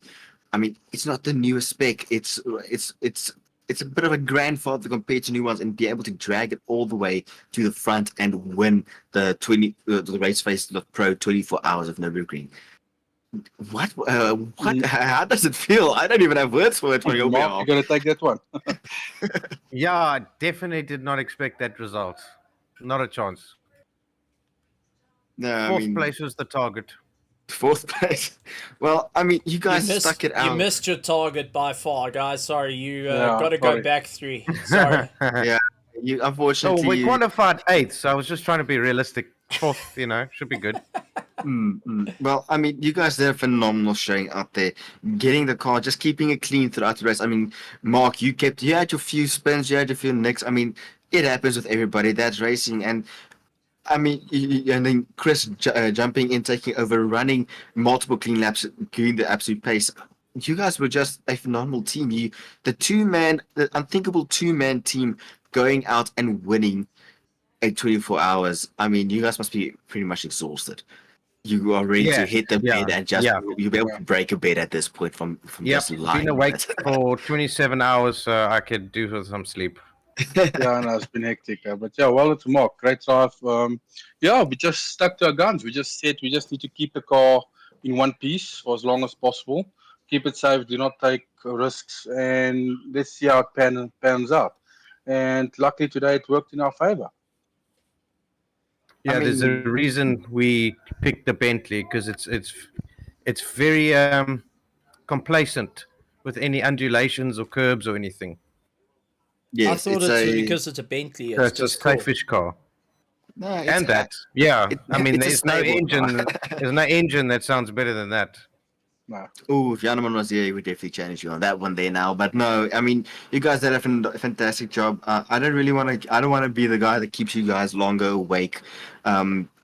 It's just a phenomenal job from you guys. But I think unless Stephen has any questions, I think we can let you. I think it's time to let you guys go, get some rest up, and just take it easy and rest. Recover well, and well done on your first place day. You guys have done an amazing drive there. Well done. Well done. Thank you very much. Yeah, no, appreciate it. And great driving by PWSR and Hybrid Academy as well for the podiums there. I mean, they kept us on our toes throughout the race. So yeah, well done to them as well. And anything you would like to? I was really expecting PWSR to catch and pass. Anything you would like to say to the spectators out that's been cheering you on, because that's all we had since the start of the race, even to this 15 hours. We had well over 100 plus comments, all going and supporting the Bentley. Oh, that's great. Well, I hope we brought entertainment. Yeah, no, amazing. Thanks, guys. I appreciate it. I appreciate the support. Yeah, thank you. Chris, Mark, thank you very much, and congratulations on a phenomenal time out there. And we look forward to seeing you in the next one. Thanks. So our winners, you could hear them absolutely tired after that one. They really had to claw their way to victory. Let's bring in our second place team, Tyler Humphreys and Kieran Patterson. PWSR now in the booth. And how are you guys feeling after that one? What a race all the way through. Kieran, you were fighting it through and throughout, and eventually going and saying, look, handing over the car to Tyler to take it to the end. But from your stint, you just kept it all wired together. How are you feeling that you're on top of the green hell right here at Nordschleife? I'm feeling happy that it's over. I think it did take a toll on everyone, especially with certain drivers not being able to join. So your kind of share load was very limited. But yeah, I finally can say that I've done an endurance. It may not be 24 hours, but at least I've tackled the green hole, as you say, and survived. Oh, that's the biggest one. Tyler Humphries, I mean, as a driver that was teamless at one stage of the race, then getting into the PWSR, and after so many hours being the driver to take the checkered flag, second place, how are you feeling out there? Listen, it's my first endurance, as you say, the green hull as well. I'm stoked. Technically, we went from 4th to 2nd. So I'm happy. I'm very, very, very, very tired. I think between Kieran and myself, we did the whole... We started at like 1, and we only had 1 hour taken away from us. So we did pretty much from 1 until now. So we are both knackered. But honestly, it was worth it. I enjoyed it, especially talking with a few in the chat with us. It's been fun. It's absolutely phenomenal. PWSR is showing off what you can do, and taking your hats off when seeing you pulling into the pits. We saw Alan going and typing that you're going to concede to that second place after the fight. Just the final lap, Tyler, take us through that moment that this is the final lap. This is the last time you're going to be going around Nordschleife in this race. For the PWSR, you got everyone in the Discord chatting to you. Give us what that feeling was. It was definitely something special. I don't know if you saw, but I actually lost it a few times. I was just driving. I was just enjoying my time. I wasn't trying to push, just enjoying it. And I lost it a few times, but honestly, it didn't really matter. We were gonna get second place in the end. But yeah, it was really something special, weaving down the straights. Tried to do a 360 over the line, but I need to practice that a little bit more. But yeah, it was something special. Dawn traction control kicking in. No, I just planted the throttle too early, and I just four-wheel slid straight into the barrier. Fair enough, fair enough. Well done to the PWSR team. You guys did an absolute cracker. And coming in second place, looking forward to seeing what you guys can do next year when we tackle the circuit and see who will be able to take the top. Will we see the big Bentley go and fight it out? Is it maybe a thought in the PWSR pit of maybe the boat still has 1 or 2 legs left in it? We'll see what updates come, but for now, no. For now, no. For now, no. Thank you very much, Kieran Patterson, Tyler Humphries, and Alan Patterson, and De Villiers going and being a part. Miller being a part of that phenomenal run. Well done, PWSR, on a awesome drive. Thank you. You can hear the drivers absolutely worn out there. Let's bring in Fafirs coming in third place for the hybrid racing team on their drive, Cameron. Mr. Fafirs, welcome to the commentary box. Glad to have you here. Hybrid racing scoring third place after it all. What's the feeling down there in the pits after everything? Afternoon, or for some of us morning and dusk, dawn. We don't know the day anymore. We don't know the time anymore. We've just been racing.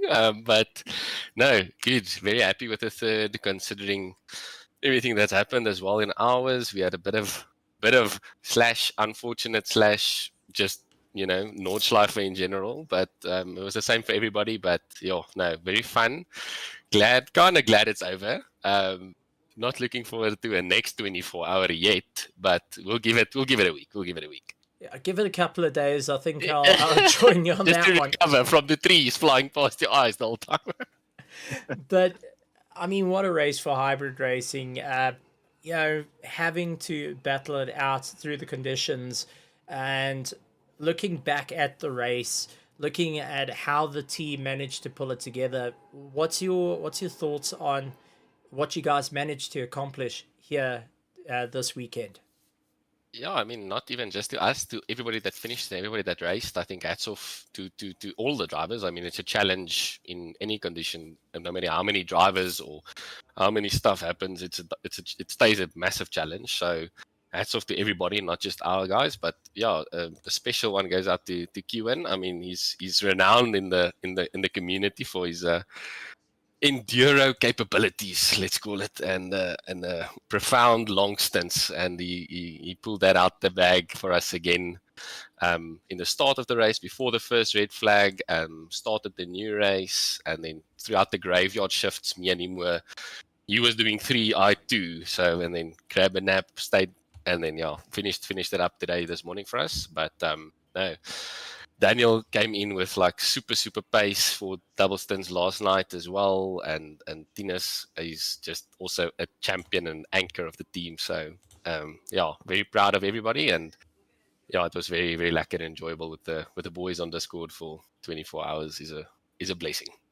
Absolutely tremendous stuff. Cameron, anything you want to go and say to the hybrid racing team? We got 5 years. He's here, stone alone. Going and representing the team. I think everyone else is pretty much passed out at this point. Yeah, pretty much knocked it on the head and say good night there. No, but John, a very big congratulations to you guys and your team. I mean, you guys suffered a disconnect. You had some issues earlier in the race, and I mean, we pretty much everybody knows the caliber of the hybrid racing team. You guys are definitely a force to be reckoned with. And it's great to see you guys, the fight back that you guys had, some phenomenal stints from everybody in that team. So it's just a well-deserved, well done, congratulations. And it's always fun to see you guys racing. And now I think on behalf of myself and the team, I can say, go take a rest, go hit that bed and rest well now. You guys have definitely earned it. Thanks so much, guys. We appreciate it a lot. And mega driving back after the DC slash cash and return to garage, and driving actually on a new setup because our new driver didn't have this setup we prepared on. So basically 3/4 of this new of the race now was with a new setup we didn't practice on previously. But the boys ate hole in race, so very proud and very lekker. Thanks, guys. And thanks to you guys as well, commentating through the box and through it all. We appreciate you guys as well. Thank you very much, and well done to Hybrid Racing on that phenomenal effort. What a run for them. And Cameron, let's have a chat to Liam on a run. Liam, welcome to the commentary booth once again, but I promise it's the last time. No, well, hopefully not. We like having you around, and hopefully we get to see more of the Venom team going and being a part of it. What a race out there. You guys managed to survive the race after everything. After hitting the lowest of lows, you pulled it back from the brink. How's the team feeling that they finally saw that checkered flag when at one point it looked like a myth? Well, you know what? I think Master did it best when he did the donuts on the dirt. I think that's a pretty good indicator of how we were feeling at the end of that. There was a lot of hype. Everyone was stoked with just getting to the finish line. I mean, I know we didn't win or anything, but it was still such an incredible experience for all of us, and I think every moment of it was just incredible. 24, you get to experience all of it, and put yourself right into the shoes of, even if you're mid-grid, just getting to the end there is always the thing. I always say seeing the checkered flag is the most important part of the race. And whether you're in first or whether you're in last, just getting to see it is a monstrous run. But I've got to say, a phenomenal side. Take us through the moment where you were actually in the box here when we saw that monstrous impact. What was immediately going through your head? I know that I did ask you, I think it was a little bit of shock at that point. But just seeing that initial impact and then going down to the pit to all of a sudden having, well, everyone in the grandstand starting to rally behind you? I won't lie. When I saw that initial impact, I was there aren't very many words for it. I'd say. I'll say I was less than impressed. I know it's not something that can easily be avoided, and things happen, but it was just a bit of like a heart sinking to the stomach type of moment where you just like everything drops. You know, we've worked this hard, and we're sitting in this brilliant position, just to go back now. It's definitely it definitely was a bit of a heart sinking, gut wrenching moment, for sure for me and for the others, because like we've worked hard. You know, we've managed to keep this Honda at bay for, call it 90 laps, and just seeing that it did hurt, but it did sting. And I mean, just take in look at everyone in the grandstands, everyone in the pit wall, the other pit boxes, just all wanting to lend a hand, all wanting to get that car across. Coming from, not a long time in sim racing, getting to see that for the very first time, what was it to you guys as Team Venom? The support from the crowd was incredible. I think that when morale was low, that picked up quite substantially. It was really quite an incredible sight to see, actually, especially from my side, sitting in the Discord, just relaying the information like, this is what everyone's saying, guys, push on, you got this. It was definitely it was a massive morale boost and a great feeling. I can't quite put into words how it felt. All I can say is it sent shivers down my spine. But yes, that the grandstand was incredible, and the whole 24 hours as a whole just absolutely nerve-wracking from start to finish. Well, Liam, since it's your first time in the commentary box at the end of the race, what I always love to do, what Cameron always loves to do, is we love to give the drivers an opportunity to say what they would like to say to all the spectators, to the fellow drivers, to the families at home, sponsors, and everyone supporting. But also, you're allowed to add a little bit of spice. Just keep it within PG. And floor is yours, Liam. I'm gonna start pretty basic here. First of all, to everybody watching and supporting us, a huge thank you. I cannot thank you enough for the support we received throughout the race, from teams within the actual race itself, supporting us from the sidelines and from the pits, to people watching from home and just spectating all around. I appreciate all of you guys' support. It means the world to myself, and I know it means the world to some of the other guys.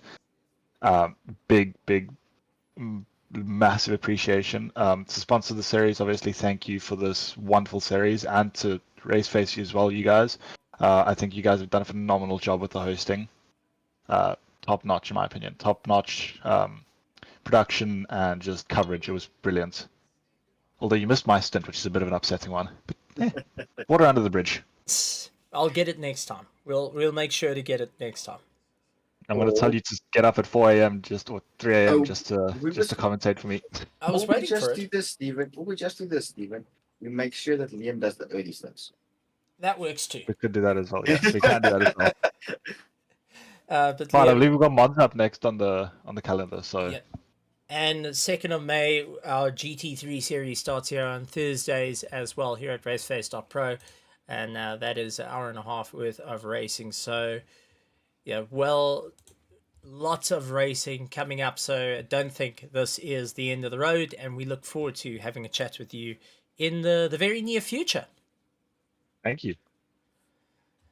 All right, Liam Swinburne from Venom Racing. We did have Henry Plutt ready to come and have a chat. It seems like he's just a little bit tired and left, so a bit of an unfortunate one there. But well done to our 4th place team. Well done to the likes of Jaco Kutzer and Henry, who are also putting in a phenomenal effort from Team Tryhard Racing. They did a absolute bang-up job. Put in a monster fight right to the bitter end, duking it out against their sister team of the Hybrid Racing. But Cameron, that brings us to the end of the race. We have seen it all, the highs, the lows, the darkness, the sunshine, the works. We've both had a variety of times where we stepped out of the box, going and doing all our bits and pieces, but just keeping an eye on the information, having a chat to the drivers, having a chat to the team managers. From your side, anything that you would like to relay on to all our spectators, drivers, sponsors, and all the teams out there? Well, I think I've said it multiple times during the stream, Stephen. Just well done to all the drivers. It's a phenomenally hard job to do. Well, to go on and try and complete the races as they are, and just to stick it out with adversity and all of those things going up against the drivers and just sticking it out. Well done to all our two-man teams out there for going out there, and our amateurs who decided to take on the green hell and give it their all tonight. Yesterday, today, and during the evening. So really well done to all of them. And I think a little something that not many know is that the entire stream and everything, it wouldn't have been possible without Stephen here.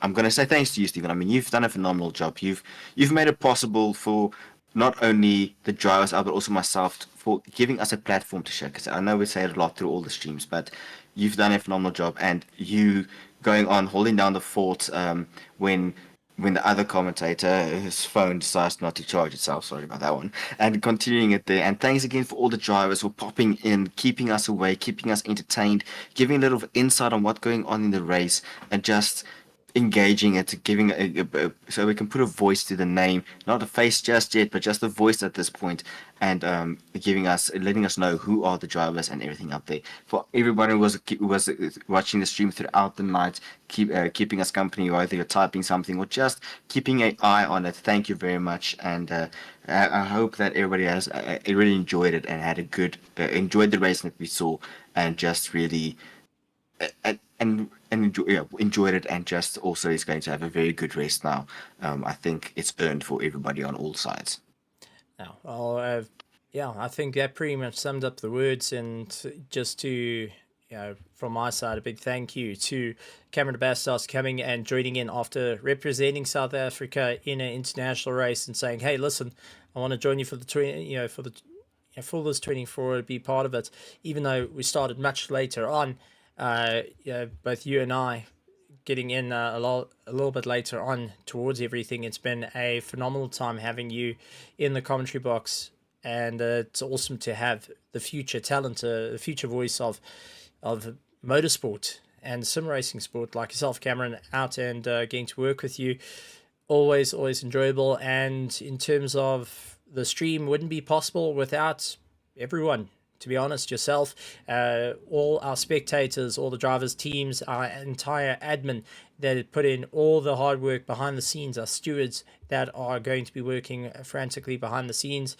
But it has been a absolutely awesome one, and we're really looking forward to you guys joining us for plenty more racing coming up here at RaceFace.Pro.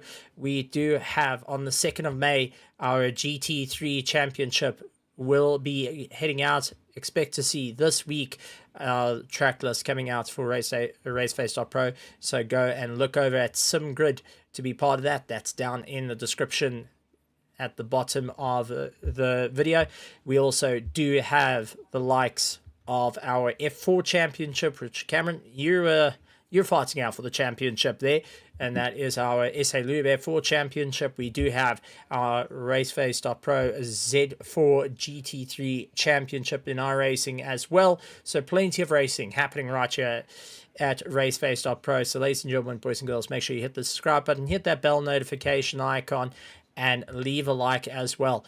But being this the endurance race that you managed to finish, Cam, in ACC, I'm going to leave the end to you, because like everyone crossing the line and seeing the checkered flag, you deserve to see the checkered flag at the end of the stream. Well, thank you very much, Steven, and once again, thank you everybody for joining in. Thanks everybody for keeping us company. Keep tuned into RaceFace.Pro. We have multiple races coming up. Quite a few races coming up during this week. We've got the Z4 on Tuesday, so me and Steven will be back in the box for that one, as you mentioned there. But thank you everybody for watching, and I'm going to steal Steven's line and say good morning, good afternoon, good night, and rest well, everybody.